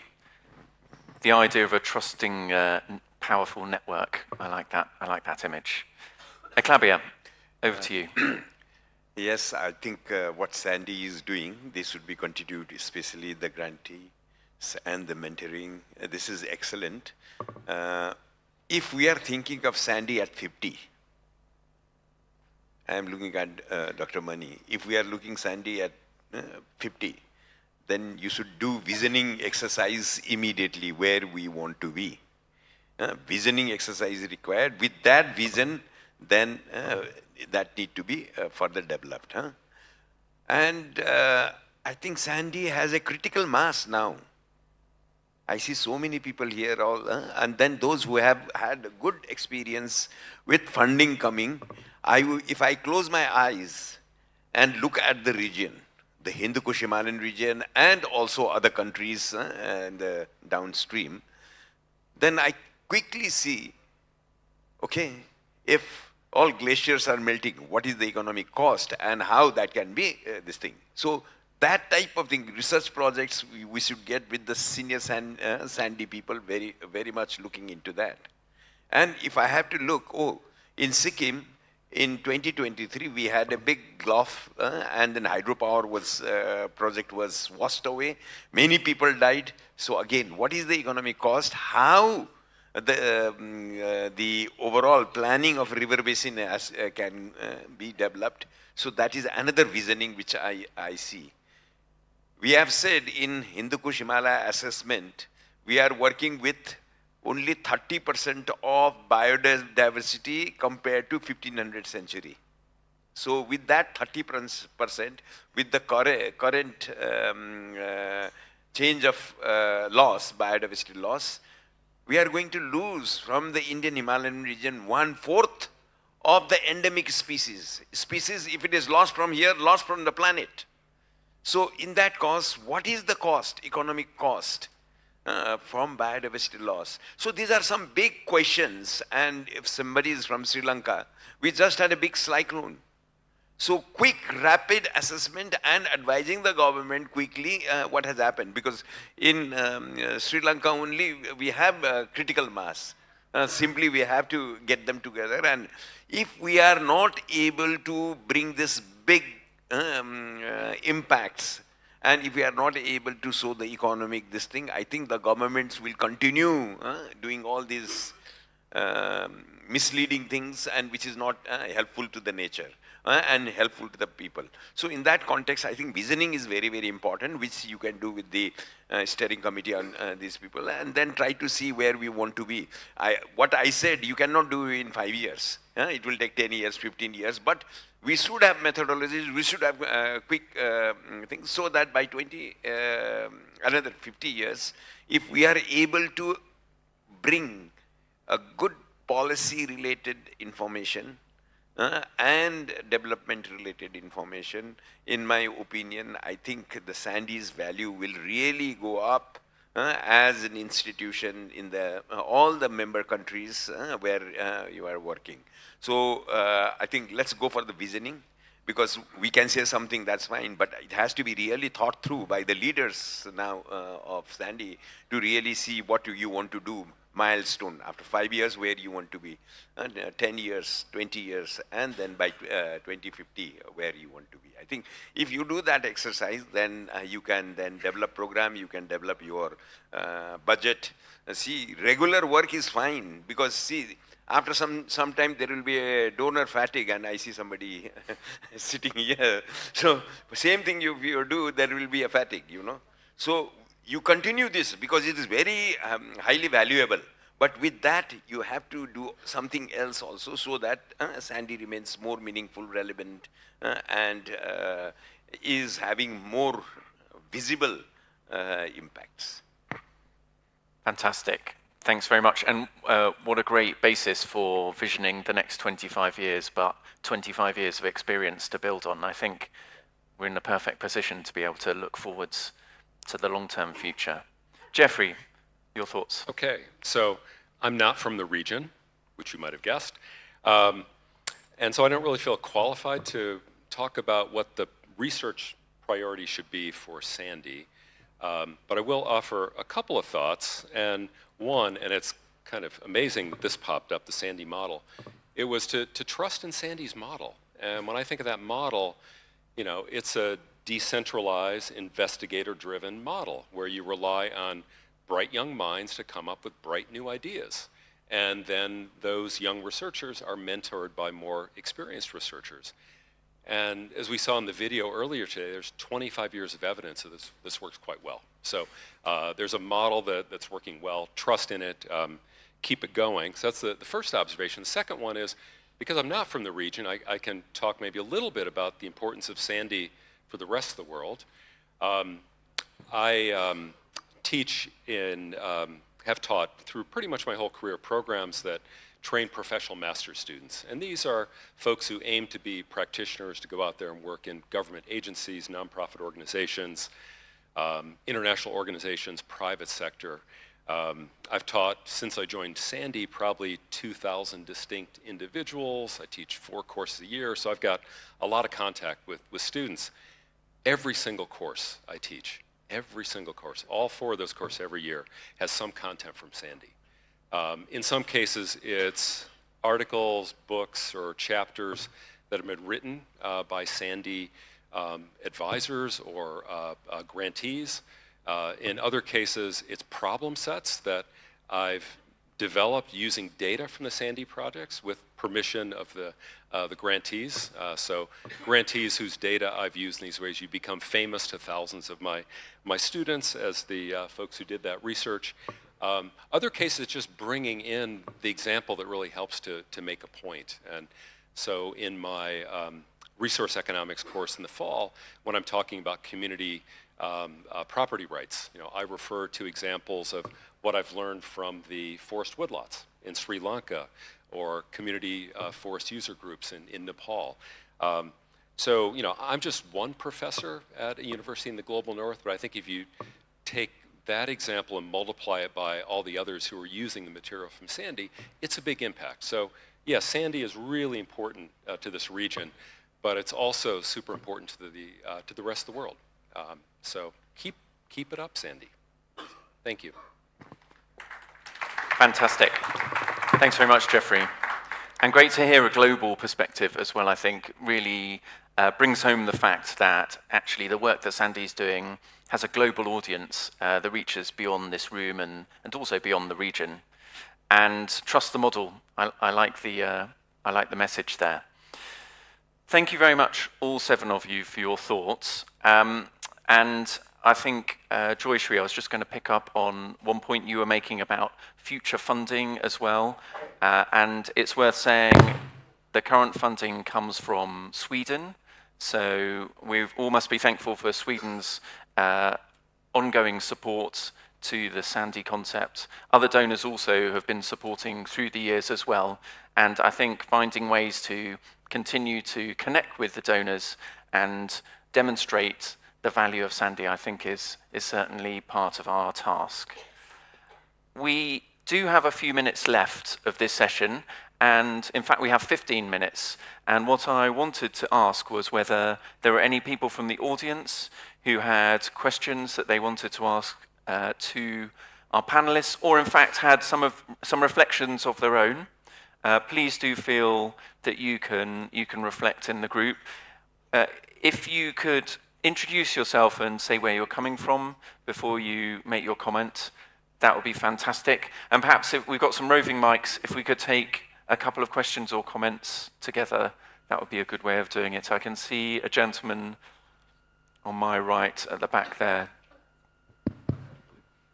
Thank you, panelists. So I am Bimal Regmi. I am currently doing external evaluation for ICIMOD. So definitely one of the question and interest to me is basically in terms of institutional hosting. So I just want to hear from panelists on their very honest, independent views in terms of how this institutional hosting, currently by ICIMOD, gives that particular, either it gives flexibility, independence, or value addition, or in terms of symbiotic relationship, or there are certain compromises. So how do other panelists accept that Dr. Sharma feels about that? So that is my question. I really want to understand. So how do we really see it being hosted by ICIMOD or certain institution? What is the value addition there?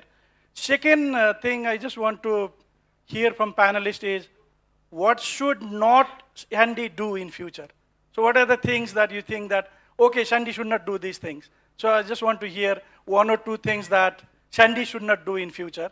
I think it will be great for SANDEE's future strategic roadmap. Thank you so much. Could you just mention your name and your institution? I mentioned it. I am Bimal Regmi. I am an independent researcher now, partly doing external evaluation for ICIMOD. Thank you. Ah, fantastic. Yes, great. Thank you very much for those questions. Are there any other questions people want to ask at this stage? Leonard here, near the front on the left. There's a mic coming. Thank you very much. First of all, thank you to your reflections on Sandy and the future. And I want to pick up a thread that Professor Dasgupta mentioned in his speech, and that wasn't commented upon further, and that was the demographics.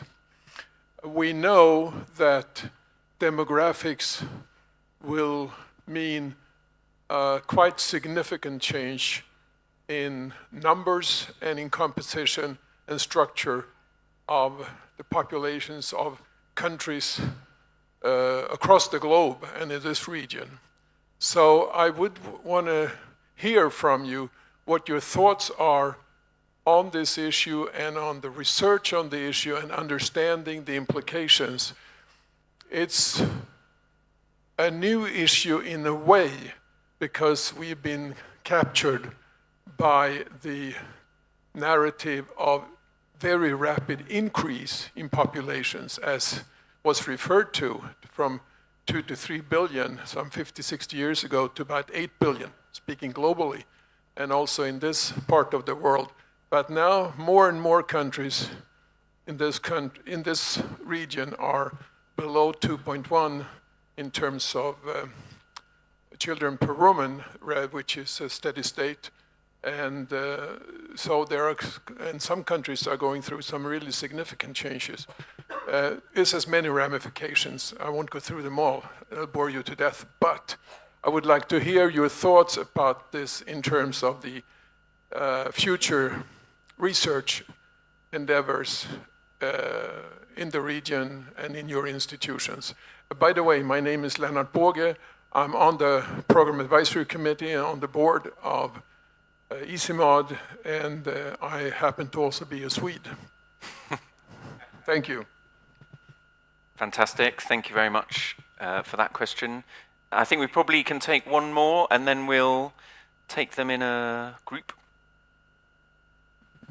Hi, I'm Jean-Marie Balland. I'm a former advisor in SANDEE. A question that always bothered me is that we have grantees who stay for 2.5 years within the network, and then they leave, and unless they reapply again, in some ways they are lost. It's related to the alumni question, but I think if is there a good way to continue to improve their human capital, their expertise in environmental economics, and support them for, I don't know exactly how, but I would like to, I think it's an issue for me that these people have got these 2 years of training, then leave, and of course we keep some contact with them, but I think there would be a lot of value added also to provide them with further support and further training. That's my... Fantastic, thank you. So just to summarize, one question was, what's the value add of ICIMOD's institutional hosting? What would you stop? What's the impact of demographics on the research in the region? And the question of human capital, what's the best way of supporting human capital in the longer term beyond the 2-year grant cycle? We've got 10 minutes, so whoever wants to have a go at answering any of those questions, please take a mic. Animal, do you want to go first? Have we got a functioning mic? Got a collection, but there we go. Okay, thank you. Let me answer the first question, whether ICIMOD and hosting, I think we went through 2 phases of hosting.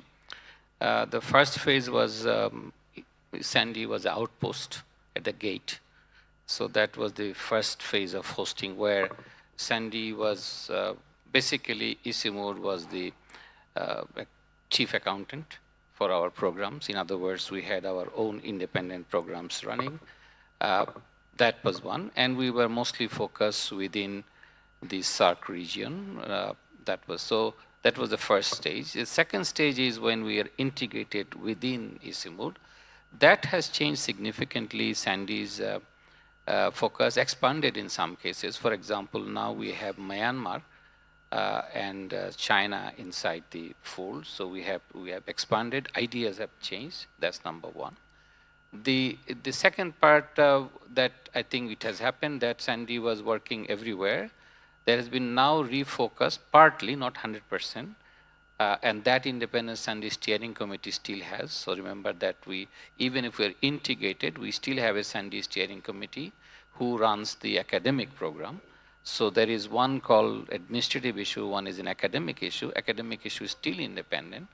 But because we are now integrated, part of ICIMOD, we have understood that there is a value for us in working within ICIMOD, particularly within their research, because a lot of the scientist policies issues that this is a problem, this is the situation. How do you convert a situation into a good policy metrics and say, here are the policies needs to be changed? I think that's where SANDEE is going to contribute, and that's already started in several of the work. So I see that is the big change from outpost to inside integrated, the way I see it. That is with response to the first set of questions. On the demographic and the last observation, I think it's my understanding, we are not demographer. But end of the day, the density of population is going to pressurize the natural resources and the poverty. So end of the day, when we do our research, these are all tangled together. They're not separated.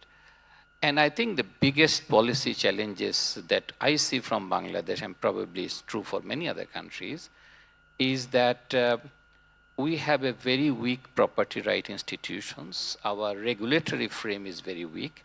So a lot of research is, because see, economics deal with human behavior. And human behavior constantly changes. It's not that you make a rule and the people's behavior will stay there. People will find something else. So researchers as economists, we do find out those loopholes and come up with strategies that, okay, there is this deviating behavior, and so how to deal with it. And without, suffering the challenges of going into the private rights, so keeping that liberal minds in there, how do you design policies? So that's the biggest challenge compared to others. Economists looking at the liberal minds, looking at the incentive-based strategies rather than command and control-based strategies. So I think that's how we deal with it, and eventually it deals with almost all the issues. So it's not separate demographer stories. That's how I see it. Fantastic, thank you. Joyshri, would you like to add in our last few minutes? I would say that, he has touched upon that, how ICIMOD, integration has helped. And I'll just remember that I was at that time working in the HIMAP report as one of the authors. And then in an Arctic region, there was a meeting on the third pole and the second pole and all. So Arctic Council, so there was a meeting. And then in a side, we were talking in the dinner, the ICIMOD, I will not name. So some of them were asking me, we are thinking of merging, so what do you see the value of it? Because I was with SANDEE for a very long time also. So I said that both are so complementary. This will strengthen each other. And that's truly what is happening. And on the demography, whether, I would start from what I heard from Professor Partha Dasgupta today, that equation of NY alpha and the G. So we have all worked so much on, so G, alpha, and Y, but not on N, little bit silent, because there has been a very underlying debate whether we should talk about the population, because is this going to be very sensitive issue. But if it is a human choice, and if it is an externality on the biophysical world, then definitely we need to do some research on that. And I think that it's important, and there is going to be a demographic change very soon by the 2080s or so. So I think it is important point that we take. And I forgot the last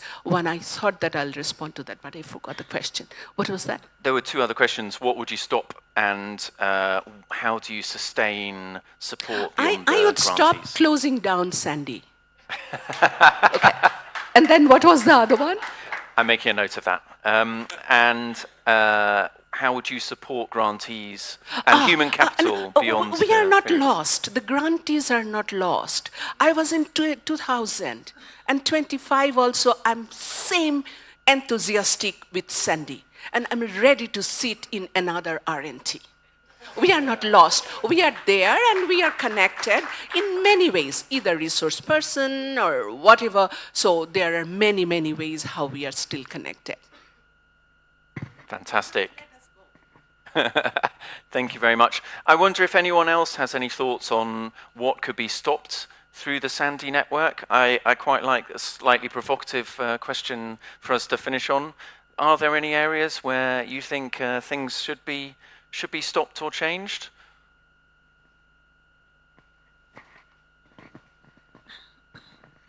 No, just one point. I heard somebody else talking about SANDEE and demography. The point is, for instance, I will give you an example of Nepal. 15 to 64 age group population constitutes almost 65%. This is a potential labor force in Nepal. This potential labor force exerts sort of pressure in environment through rising consumption, urbanization, and increased demand. So, a couple of minutes ago, I also talked about interdisciplinary research. So if that's going to be one of the priorities, I think demographic part of study, which has several impacts on the potential labor force in South Asia, not only in Nepal. I think it carries sense, to initiate a demographic project in collaboration with environmental impacts. So it will also be justifiable in terms of ecological analysis, etc. This is what I needed to add. Fantastic. Thank you very much. That's really helpful insights. Unfortunately, we are at the end of our 90 minutes now. Apologies to those people with their hands up who we couldn't get round to in the time, but please do find our panelists over dinner and ask them your questions. Thank you very much to all 7 of you. It's been fascinating hearing your views and thoughts and your perspective over the whole period of SANDEE. I really appreciate it. I think it's made a really interesting discussion and session. Could I just ask for one round of applause for our panelists? And to say thank you very much, and we'll close this session here. Thank you.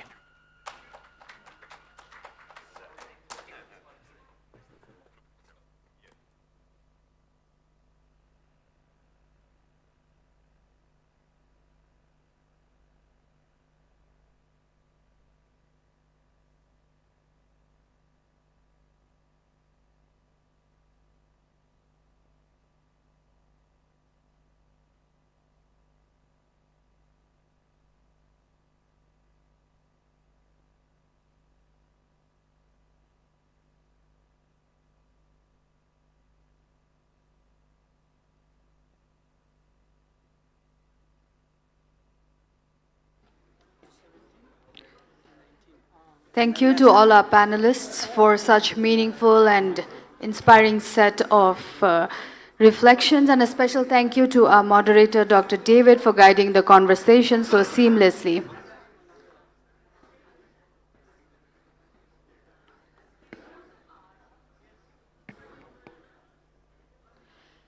We now move forward to the last presentation of the day. So we will hear insights on SANDEE evaluation and tracer survey results, which will be presented by Mr. Ghulam Mohammad Shah. He is the Impact Monitoring and Evaluation Specialist at ICIMOD. Mr. Shah, please go ahead.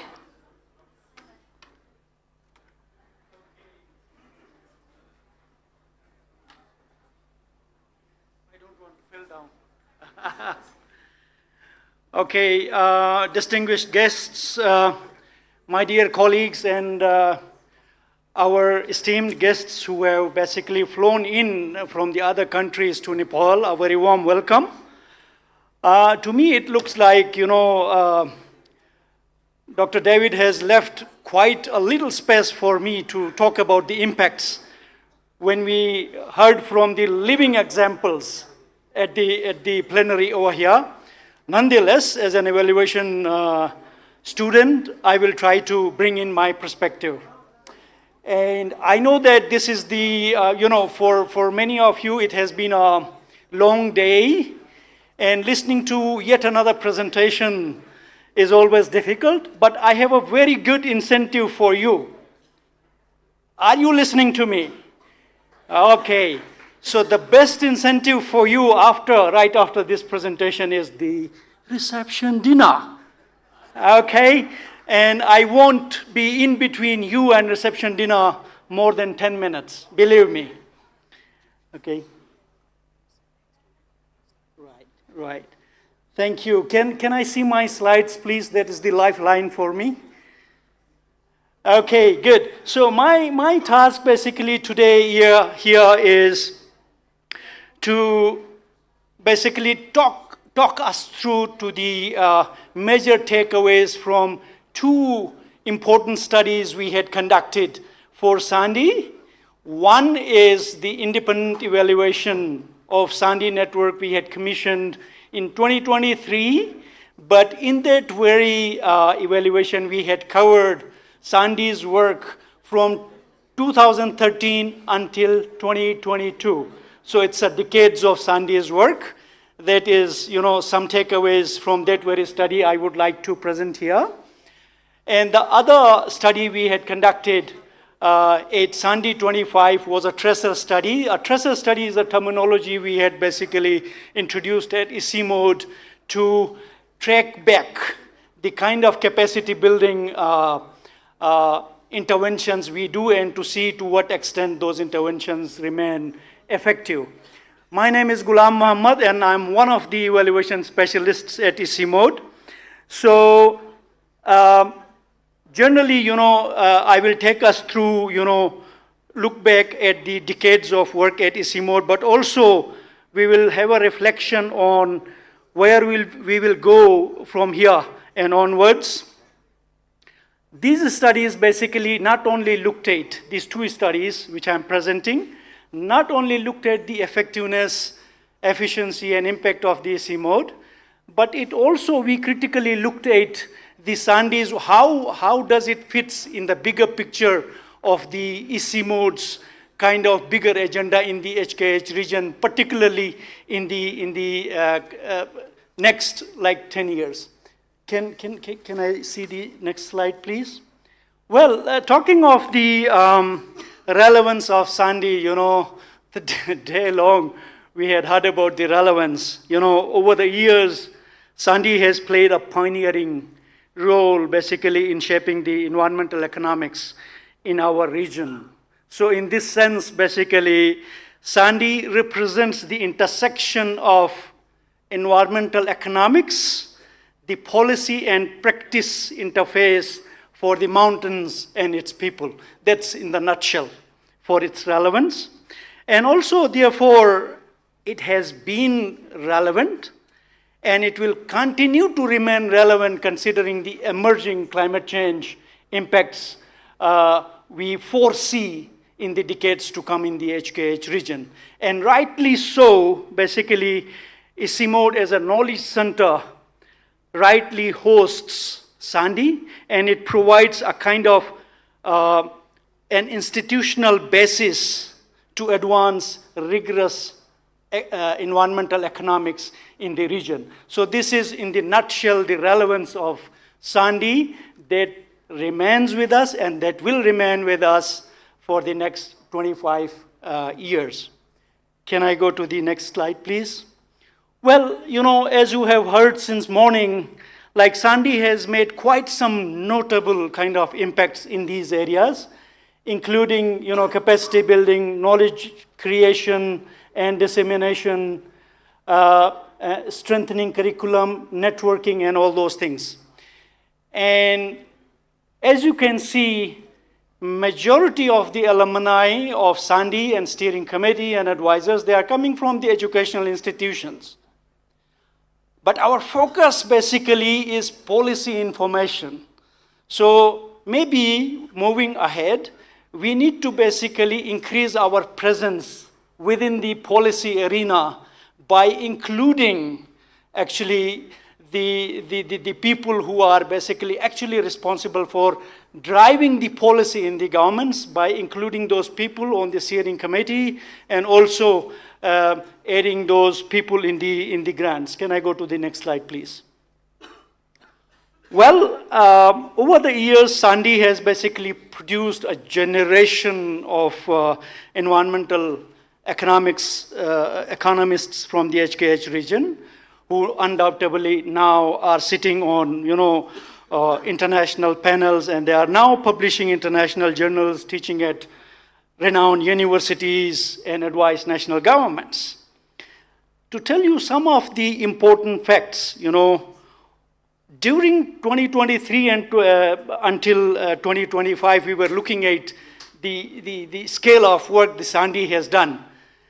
91 events, and those events are grant shops, right shops, and capacity building events, from 2013 until 2025. And it has trained over the years 1,600 plus environmental economists sitting right away in front of us today and basically contributing to the policy and at every level. This is more than a capacity building, let's say that. Yeah, I mean, let's basically agree to that. And it is, as Mani said in the morning, it is basically the intellectual decolonization that has allowed South Asian scholars basically to generate knowledge from their own context and publish that knowledge internationally and create that kind of discourse in the international arena, such as IPCC, COP, and you just name it. So SANDEE has transformed actually the isolated research from this region, and it has taken to the global arena, and that is the excellent kind of credit that goes to SANDEE, and it again shows its relevance in the past and how it will remain relevant in the coming years. Can I go to the next slide, please? Now, as a funder and as an evaluator, funders as well as the evaluators, they always ask this question: what is the value for money we are creating from spending $1? Here you go. Together, SANDEE and ICIMOD basically, they collaboratively, they deliver the real value for money. And I have evidence in there for you. Can you see that big table down there? And then, unfortunately, I'm sorry for the screen. The thing is, SANDEE and ICIMOD, they deliver the real value for money. Why I am saying this? Not only through the rigorous research, but also through keeping that balance of, reducing the operational costs. And the average operational cost for SANDEE grants is 2.1%. Can you imagine that? Yesterday I was looking at some of the research and capacity building institutions' operational costs. It's more than 12%. Isn't this the real value for money ICIMOD and SANDEE creating, for this region? This is excellent. I would simply say. So the collaboration has leveraged basically between SANDEE and ICIMOD, the institutional foundations, the network credibility, and also the overall research kind of an impact the SANDEE has created outside this operational cost. It shows the real value for money. Can I go to the next slide, please? Good. Now, we conducted a tracer study, and we have basically reached out to all these kind of SANDEE grants, steering committee members, and almost the same was our sample for the evaluation we had conducted. I just wanted to basically, and then there was this 44% response rate. We had basically reached out to more than 600 kind of SANDEEites in both these studies, in the tracer study as well as in the evaluation. Can I see the next slide, please? Now, as I said, SANDEE is more than a capacity building, Alumni networks are now co-creating regional research. They are shaping curricula and advising the governments. Yeah? This suggests that SANDEE really goes beyond capacity building, and it fosters, and it will continue to foster the professional community of practice. Undoubtedly, that is the real value and the real legacy of SANDEE we need to take forward. And the takeaway message here basically is SANDEE's real strength, actually, it lies in its living network. And let's continue that. And that was emphasized by the panel also. A community that basically continues to multiply knowledge long after the grants are over. You know, as you can see, 1990s, one grantee sitting on the SANDEE's grant, yeah? And then a vice chancellor from that SANDEE grant. Isn't it amazing? I mean, this is wonderful. Can I go to the next slide, please? Okay. Now, both these studies, the evaluation study as well as the tracer study, it confirms that the coming decade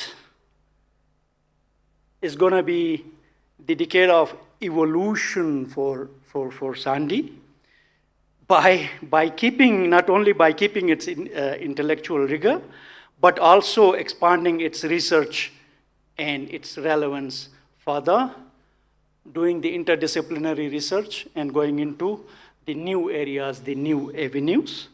Both SANDEE and ICIMOD must remain agile. I mean, that we need to consider. In the coming years, in the 25 years ahead, SANDEE and ICIMOD, they need to remain agile to stay impactful and, you know, in the face of changing climate and the environmental scenarios in the HKH region. Can I see the next slide, please? Well, we asked this very interesting question, you know, suggestions.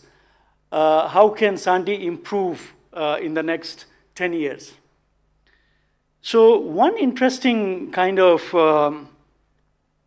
response we received was research quality, and although SANDEE is doing already excellent research, but then more rigorous research and also going into those new areas. So ICIMOD SANDEE model basically, it demonstrates how evidence becomes action, and when researchers and policymakers and practitioners, they work together.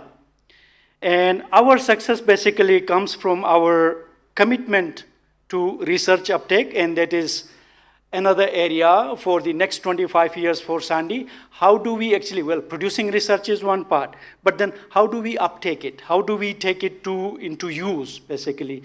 So utilization-focused research and utilization-focused publications is one of the areas. And can I go to the next slide, please? Yeah, so the most kind of, we asked this question, what could be the most influential kind of strategies to address the problem of research uptake and research into use? And one thing that did not come out of this panel discussion was the co-creation of that very research, rightly sitting with the policymakers, and that's where SANDEE need to basically bring on board the policymakers into its steering committee and into its grants also. So these were some of the top 5 areas most influential. The SANDEEites, they thought would help research into action or research into research uptake and research into use. And my last slide, can I see the next slide, please? Yeah, to us actually, research is the search for evidence, is the search for the ultimate reality, yeah? And as an academicians, research also is our publication, but that's just the beginning, yeah? But the thing is, how do we really use that research for the wider good, yeah? And all of us together here, you know, we can help ICIMOD and SANDEE to take that spirit forward for the next 25 years. I thank you very much.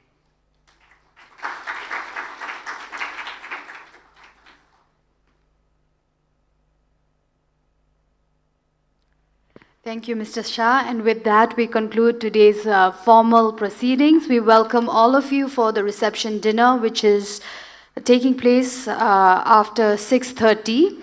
The snacks and live counters and bar will be at the basement garden. As soon as you go out of this hall, you take a right and then you find the basement garden. And the dinner will be served at the Himalayan Grand Ballroom, which is the same hall. Thank you for being patient and your participation. Have a good night.